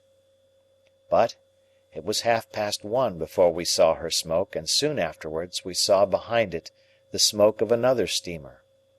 As they were coming on at full speed, we got the 2 bags ready, and took that opportunity of saying good-bye to Herbert and Startop. We had all shaken hands cordially, and neither Herbert's eyes nor mine were quite dry, when I saw a 4-oared galley shoot out from under the bank but a little way ahead of us, and row out into the same track. A stretch of shore had been as yet between us and the steamer's smoke, by reason of the bend and wind of the river, but now she was visible, coming head on. I called to Herbert and Startop to keep before the tide, that she might see us lying by for her, and I adjured Provis to sit quite still, wrapped in his cloak. He answered cheerily, "Trust to me, dear boy," and sat like a statue. Meantime the galley, which was very skilfully handled, had crossed us, let us come up with her, and fallen alongside. Leaving just room enough for the play of the oars, she kept alongside, drifting when we drifted, and pulling a stroke or two when we pulled. Of the 2 sitters, one held the rudder lines and looked at us attentively, as did all the rowers. The other sitter was wrapped up, much as Provis was, and seemed to shrink and whisper some instruction to the steerer as he looked at us. Not a word was spoken in either boat. Startop could make out after a few minutes which steamer was first, and gave me the word Hamburg in a low voice as we sat face to face. She was nearing us very fast, and the beating of her paddles grew louder and louder. I felt as if her shadow were absolutely upon us when the galley hailed us. I answered. "You have a return transport there," said the man who held the lines. "That's the man, wrapped in the cloak. His name is Abel Magwitch, otherwise Provis. I apprehend that man and call upon him to surrender, and you to assist."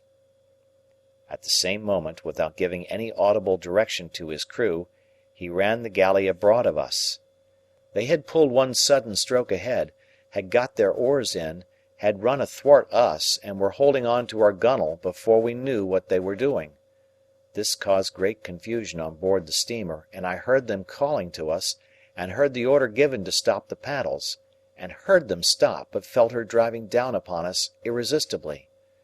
In the same moment I saw the steersman of the galley lay his hand on his prisoner's shoulder, and saw that both boats were swinging round with the force of the tide, and saw that all hands on board the steamer were running forward quite frantically. Still in the same moment I saw the prisoner start up, lean across his captor, and pull the cloak from the neck of the shrinking sitter in the galley. Still in the same moment I saw that the face disclosed was the face of the other convict of long ago. Still in the same moment I saw the face tilt backward with a white terror on it that I shall never forget, and heard a great cry on board the steamer, and a loud splash in the water, and felt the boat sink from under me. It was but for an instant that I seemed to struggle with 1,000 mill weirs and 1,000 flashes of light. That instant past, I was taken on board the galley. Herbert was there, and Startop was there, but our boat was gone, and the 2 convicts were gone. What with the cries aboard the steamer, and the furious blowing off of her steam, and her driving on, and our driving on, I could not at first distinguish sky from water or shore from shore, but the crew of the galley righted her with great speed, and pulling certain swift, strong strokes ahead, lay upon their oars, every man looking silently and eagerly at the water astern. Presently a dark object was seen in it, bearing towards us on the tide. No man spoke, but the steersman held up his hand, and all softly backed water, and kept the boat straight and true before it. As it came nearer, I saw it to be Magwitch, swimming, but not swimming freely. He was taken on board, and instantly manacled at the wrists and ankles. The galley was kept steady, and the silent, eager lookout at the water was resumed. But the Rotterdam steamer now came up, and apparently not understanding what had happened, came on at speed. By the time she had been hailed and stopped, both steamers were drifting away from us, and we were rising and falling in a troubled wake of water. The lookout was kept long after all was still again, and the 2 steamers were gone, but everybody knew that it was hopeless now. At length we gave it up, and pulled under the shore towards the tavern we had lately left, where we were received with no little surprise. Here I was able to get some comforts for Magwitch, Provis no longer, who had received some very severe injury in the chest, and a deep cut in the head. He told me that he believed himself to have gone under the keel of the steamer, and to have been struck on the head in rising. The injury to his chest, which rendered his breathing extremely painful, he thought he had received against the side of the galley. He added that he did not pretend to say what he might or might not have done to Compeyson, but that, in the moment of his laying his hand on his cloak to identify him, that villain had staggered up and staggered back, and they had both gone overboard together, when the sudden wrenching of him, Magwitch, out of our boat, and the endeavour of his captor to keep him in it, had capsized us. He told me in a whisper that they had gone down fiercely locked in each other's arms, and that there had been a struggle under water, and that he had disengaged himself, struck out, and swum away. I never had any reason to doubt the exact truth of what he thus told me. The officer who steered the galley gave the same account of their going overboard. When I asked this officer's permission to change the prisoner's wet clothes by purchasing any spare garments I could get at the public-house, he gave it readily, merely observing that he must take charge of everything his prisoner had about him. So the pocket-book which had once been in my hands passed into the officer's. He further gave me leave to accompany the prisoner to London, but declined to accord that grace to my two friends. The Jack at the ship was instructed where the drowned man had gone down, and undertook to search for the body in the places where it was likeliest to come ashore. His interest in its recovery seemed to me to be much heightened when he heard that it had stockings on. Probably it took about a dozen drowned men to fit him out completely, and that may have been the reason why the different articles of his dress were in various stages of decay. We remained at the public-house until the tide turned, and then Magwitch was carried down to the galley and put on board. Herbert and Startop were to get to London by land as soon as they could. We had a doleful parting, and when I took my place by Magwitch's side, I felt that that was my place henceforth while he lived.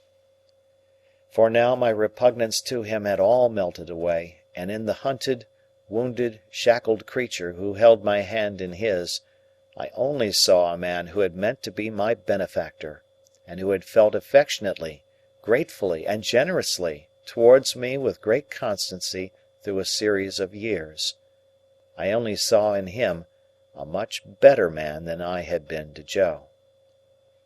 His breathing became more difficult and painful as the night drew on, and often he could not repress a groan. I tried to rest him on the arm I could use, in any easy position, but it was dreadful to think that I could not be sorry at heart for his being badly hurt, since it was unquestionably best that he should die. That there were, still living, people enough who were able and willing to identify him, I could not doubt. That he would be leniently treated, I could not hope. He who had been presented in the worst light at his trial, who had since broken prison and been tried again, who had returned from transportation under a life sentence, and who had occasioned the death of the man who was the cause of his arrest. As we returned toward the setting sun we had yesterday left behind us, and as the stream of our hopes seemed all running back, I told him how grieved I was to think that he had come home for my sake. "Dear boy," he answered, "I'm quite content to take my chance. I've seen my boy, and he can be a gentleman without me." No, I had thought about that, while we had been there side by side. No. Apart from any inclinations of my own, I understood Wemmick's hint now. I foresaw that, being convicted, his possessions would be forfeited to the Crown. "Look'ee here, dear boy," said he. "It's best as a gentleman should not be knowed to belong to me now. Only come to see me as if you come by chance alonger Wemmick. Sit where I can see you when I am swore to, for the last of many times, and I don't ask no more." "I will never stir from your side," said I, "when I am suffered to be near you. Please God, I will be as true to you as you have been to me." I felt his hand tremble as it held mine, and he turned his face away as he lay in the bottom of the boat, and I heard that old sound in his throat, softened now, like all the rest of him. It was a good thing that he had touched this point, for he had put into my mind what I might not otherwise have thought of until too late, that he need never know how his hopes of enriching me had perished.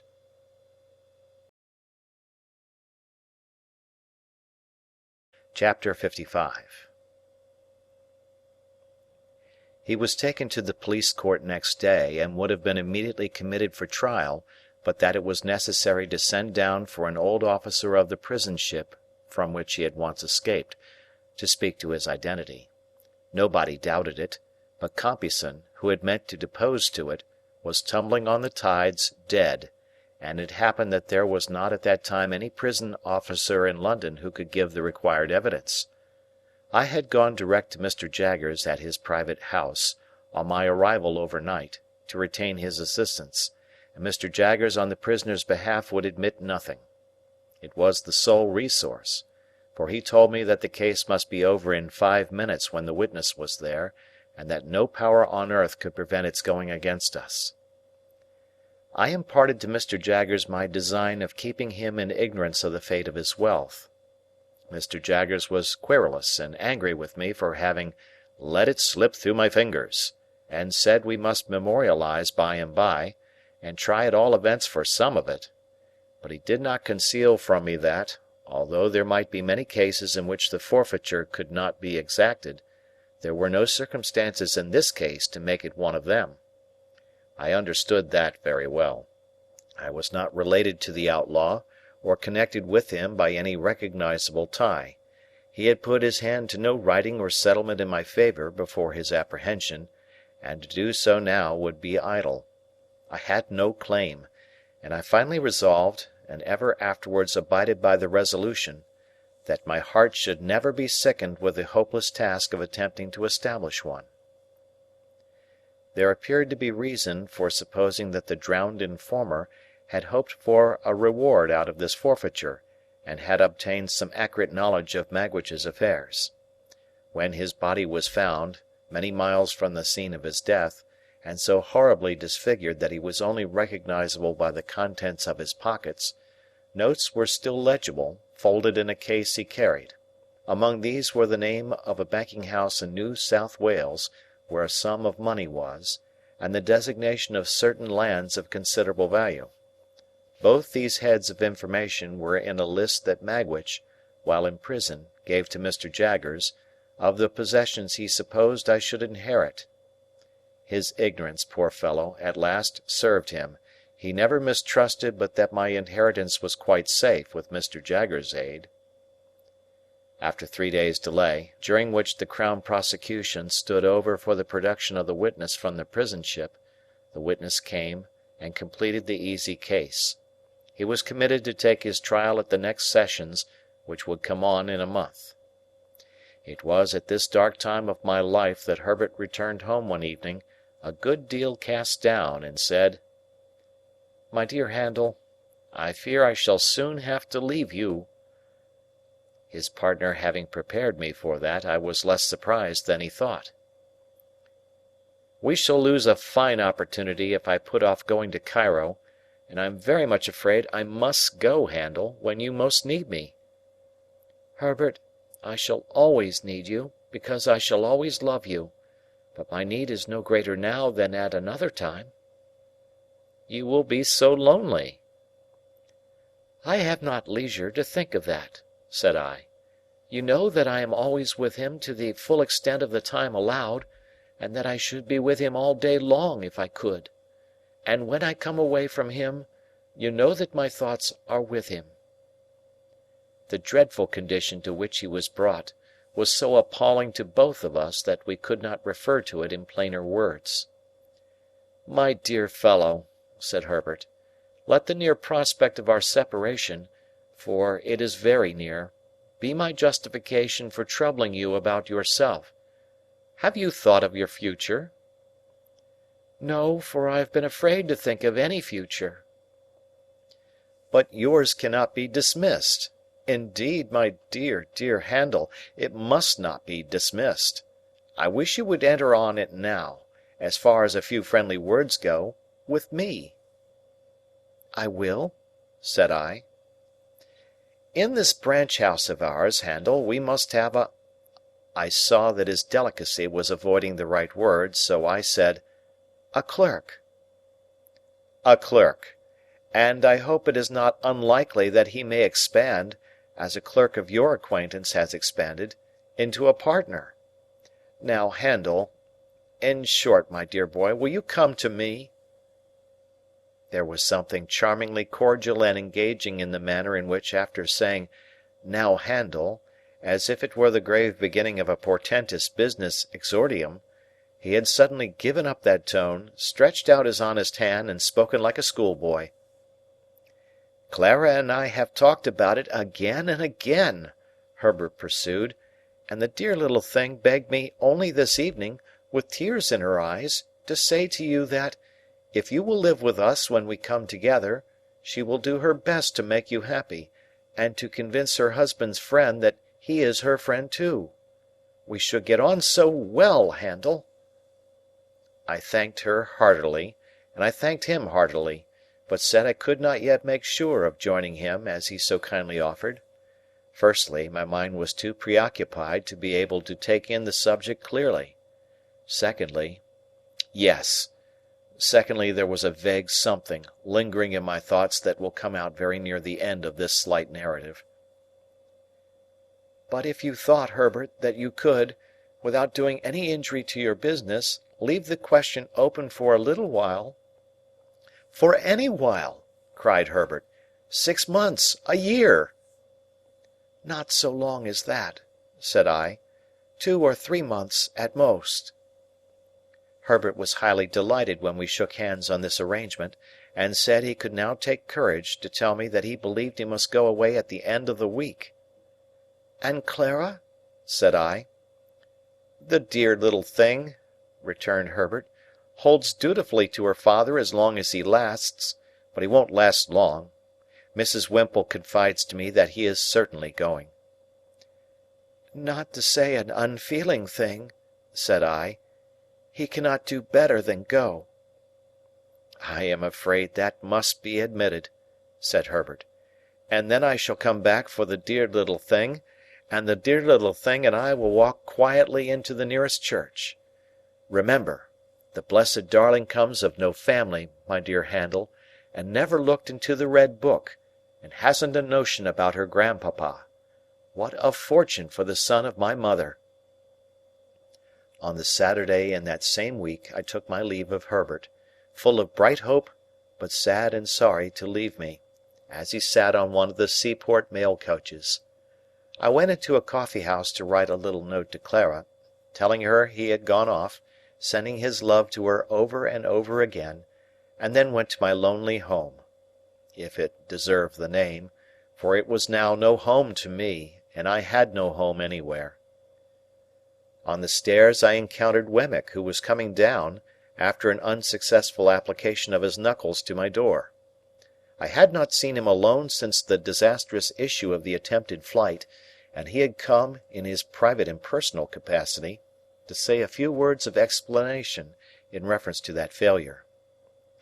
"The late Compeyson," said Wemmick, "had by little and little got at the bottom of half of the regular business now transacted, and it was from the talk of some of his people in trouble, some of his people being always in trouble, that I heard what I did. I kept my ears open, seeming to have them shut, until I heard that he was absent, and I thought that would be the best time for making the attempt. I can only suppose now that it was a part of his policy, as a very clever man, habitually to deceive his own instruments. You don't blame me, I hope, Mr. Pip? I am sure I tried to serve you with all my heart." "I am as sure of that, Wemmick, as you can be, and I thank you most earnestly for all your interest and friendship." Thank you very much. It's a bad job," said Wemmick, scratching his head, "and I assure you I haven't been so cut up for a long time. What I look at is the sacrifice of so much portable property. Dear me!" "What I think of, Wemmick, is the poor owner of the property." "Yes, to be sure," said Wemmick. "Of course there can be no objection to your being sorry for him, and I'd put down a £5 note myself to get him out of it. But what I look at is this. The late Compeyson having been beforehand with him in intelligence of his return, and being so determined to bring him to book, I do not think he could have been saved. Whereas the portable property certainly could have been saved. That's the difference between the property and the owner, don't you see?" I invited Wemmick to come upstairs and refresh himself with a glass of grog before walking to Walworth. He accepted the invitation. While he was drinking his moderate allowance, he said, with nothing to lead up to it, and after having appeared rather fidgety, "What do you think of my meaning to take a holiday on Monday, Mr. Pip?" "Why, I suppose you have not done such a thing these 12 months." "These 12 years, more likely," said Wemmick. "Yes, I'm going to take a holiday. More than that, I'm going to take a walk. More than that, I'm going to ask you to take a walk with me." I was about to excuse myself, as being but a bad companion just then, when Wemmick anticipated me. "I know your engagements," said he, "and I know you are out of sorts, Mr. Pip. But if you could oblige me, I should take it as a kindness. It ain't a long walk, and it's an early one. Say it might occupy you, including breakfast on the walk, from 8 to 12. Couldn't you stretch a point and manage it?" He had done so much for me at various times that this was very little to do for him. I said I could manage it, would manage it, and he was so very much pleased by my acquiescence that I was pleased too. At his particular request, I appointed to call for him at the Castle at 8:30 on Monday morning, and so we parted for the time. Punctual to my appointment, I rang at the Castle gate on the Monday morning, and was received by Wemmick himself, who struck me as looking tighter than usual, and having a sleeker hat on. Within, there were 2 glasses of rum and milk prepared, and 2 biscuits. The Aged must have been stirring with the lark, for, glancing into the perspective of his bedroom, I observed that his bed was empty. When we had fortified ourselves with the rum and milk and biscuits, and were going out for the walk with that training preparation on us, I was considerably surprised to see Wemmick take up a fishing rod and put it over his shoulder. "Why, we are not going fishing," said I. "No," replied Wemmick, "but I like to walk with one." I thought this odd; however, I said nothing, and we set off. We went towards Camberwell Green, and when we were thereabouts, Wemmick said suddenly, "Halloa, here's a church!" There was nothing very surprising in that, but again I was rather surprised when he said, as if he were animated by a brilliant idea, "Let's go in." We went in, Wemmick leaving his fishing rod on the porch, and looked all round. In the meantime, Wemmick was diving into his coat pockets, and getting something out of paper there. "Halloa," said he, "here's a couple of pair of gloves. Let's put 'em on." As the gloves were white kid gloves, and as the post office was widened to its utmost extent, I now began to have my strong suspicions. They were strengthened into certainty when I beheld the Aged enter at a side door, escorting a lady. "Halloa," said Wemmick, "here's Miss Skiffins. Let's have a wedding." That discreet damsel was attired as usual, except that she was now engaged in substituting for her green kid gloves a pair of white. The Aged was likewise occupied in preparing a similar sacrifice for the altar of Hymen. The old gentleman, however, experienced so much difficulty in getting his gloves on, that Wemmick found it necessary to put him with his back against a pillar, and then to get behind the pillar himself and pull away at them, while I, for my part, held the old gentleman round the waist, that he might present equal and safe resistance. By dint of this ingenious scheme, his gloves were got on to perfection. The clerk and clergyman then appearing, we were ranged in order at those fatal rails. True to his notion of seeming to do it all without preparation, I heard Wemmick say to himself, as he took something out of his waistcoat pocket before the service began, "Halloa, here's a ring!" I acted in the capacity of backer, or best man, to the bridegroom, while a little limp pew-opener in a soft bonnet like a baby's made a feint of being the bosom friend of Miss Skiffins. The responsibility of giving the lady away devolved upon the Aged, which led to the clergyman's being unintentionally scandalized, and it happened thus. When he said, "Who giveth this woman to be married to this man?"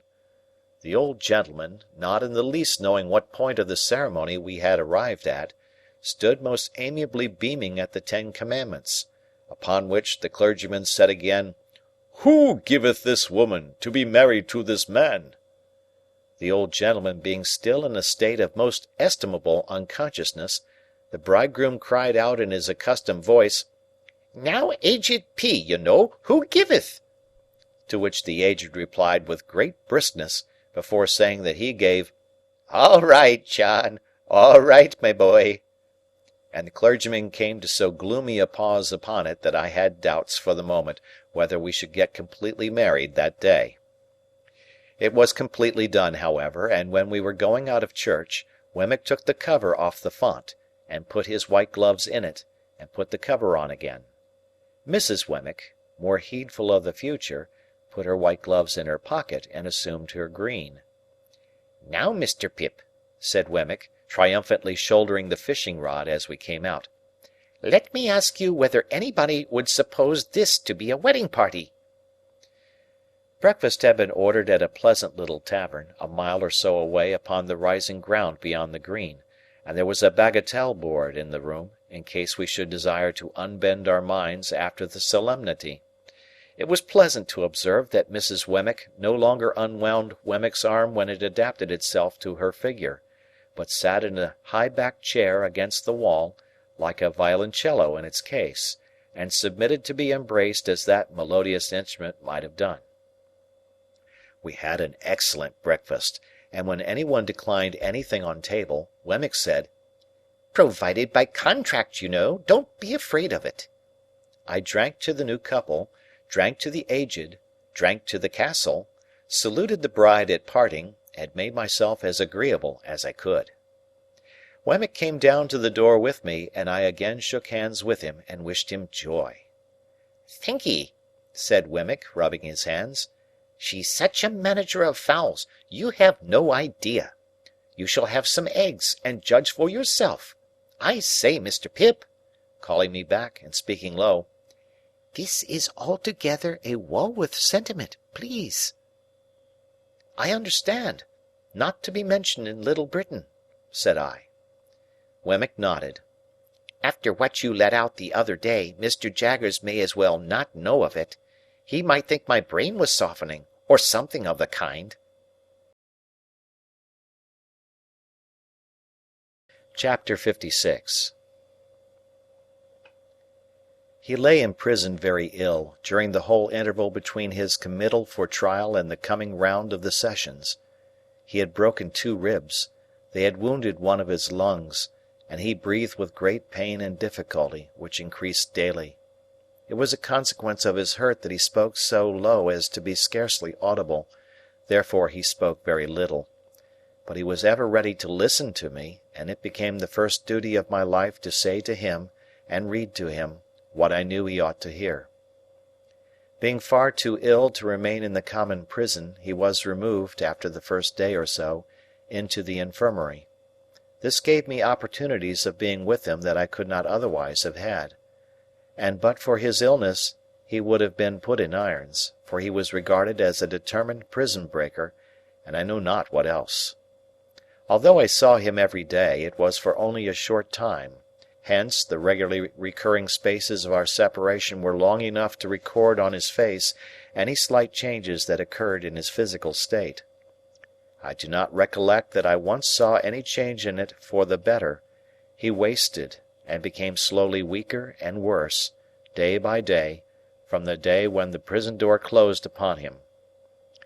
The kind of submission or resignation that he showed was that of a man who was tired out. I sometimes derived an impression, from his manner or from a whispered word or two which escaped him, that he pondered over the question whether he might have been a better man under better circumstances. But he never justified himself by a hint tending that way, or tried to bend the past out of its eternal shape. It happened on 2 or 3 occasions in my presence that his desperate reputation was alluded to by one or other of the people in attendance on him. A smile crossed his face then, and he turned his eyes on me with a trustful look, as if he were confident that I had seen some small redeeming touch in him, even so long ago as when I was a little child. As to all the rest, he was humble and contrite, and I never knew him complain.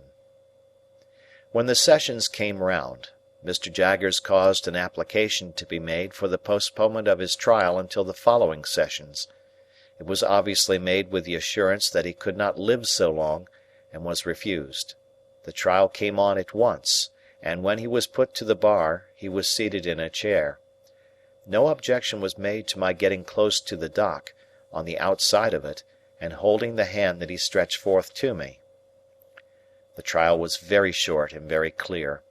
Such things as could be said for him were said, how he had taken to industrious habits, and had thriven lawfully and reputably, but nothing could unsay the fact that he had returned, and was there in the presence of the judge and jury.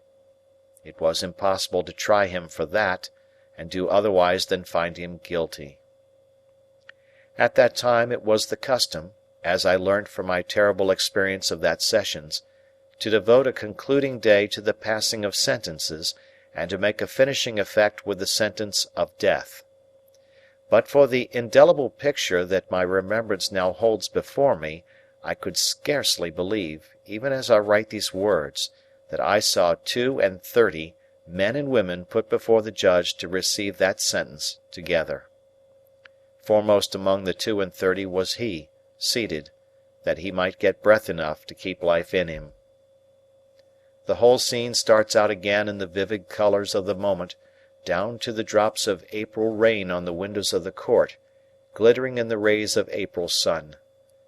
Penned in the dock, as I again stood outside it at the corner with his hand in mine, were the 32 men and women, some defiant, some stricken with terror, some sobbing and weeping, some covering their faces, some staring gloomily about. There had been shrieks from among the women convicts, but they had been stilled, and a hush had succeeded. The sheriffs with their great chains and nosegays, other civic gewgaws and monsters, criers, ushers, a great gallery full of people, a large theatrical audience, looked on as the 32 and the judge were solemnly confronted. Then the judge addressed them. Among the wretched creatures before him whom he must single out for special address, was one who almost from his infancy had been an offender against the laws, who, after repeated imprisonments and punishments, had been at length sentenced to exile for a term of years, and who, under circumstances of great violence and daring, had made his escape and been resentenced to exile for life. That miserable man would seem for a time to have become convinced of his errors, when far removed from the scenes of his old offences, and to have lived a peaceable and honest life, but in a fatal moment, yielding to those propensities and passions, the indulgence of which had so long rendered him a scourge to society, he had quitted his haven of rest and repentance, and had come back to the country where he was proscribed.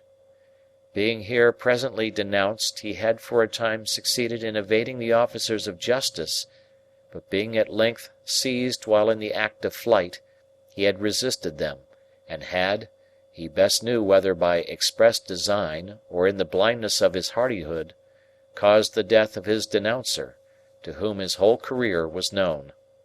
The appointed punishment for his return to the land that had cast him out being death, and his case being this aggravated case, he must prepare himself to die.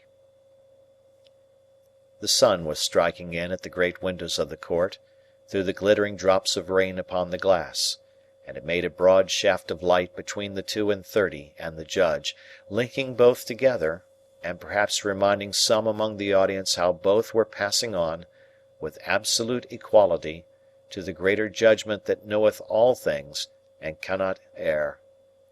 Rising for a moment, a distinct speck of face in this way of light, the prisoner said, "My lord, I have received my sentence of death from the Almighty, but I bow to yours," and sat down again. There was some hushing, and the judge went on with what he had to say to the rest. Then they were all formally doomed, and some of them were supported out, and some of them sauntered out with a haggard look of bravery, and a few nodded to the gallery, and 2 or 3 shook hands, and others went out chewing the fragments of herb they had taken from the sweet herbs lying about. He went last of all, because of having to be helped from his chair, and to go very slowly, and he held my hand while all the others were removed, and while the audience got up, putting their dresses right as they might at church or elsewhere, and pointed down at this criminal or at that, and most of all at him and me. I earnestly hoped and prayed that he might die before the recorder's report was made, but in the dread of his lingering on, I began that night to write out a petition to the Home Secretary of State, setting forth my knowledge of him, and how it was that he had come back for my sake. I wrote it as fervently and pathetically as I could, and when I had finished it and sent it in, I wrote out other petitions to such men in authority as I hoped were the most merciful, and drew up one to the Crown itself. For several days and nights after he was sentenced, I took no rest except when I fell asleep in my chair, and was wholly absorbed in those appeals.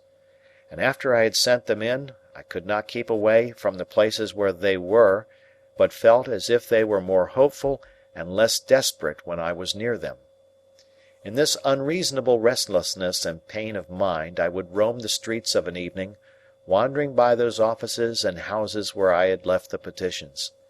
To the present hour, the weary western streets of London on a cold, dusty spring night, with their ranges of stern shut-up mansions and their long rows of lamps, are melancholy to me from this association. The daily visits I could make him were shortened now, and he was more strictly kept. Seeing, or fancying, that I was suspected of an intention of carrying poison to him, I asked to be searched before I sat down at his bedside, and told the officer who was always there, that I was willing to do anything that would assure him of the singleness of my designs. Nobody was hard with him or with me. There was duty to be done, and it was done, but not harshly.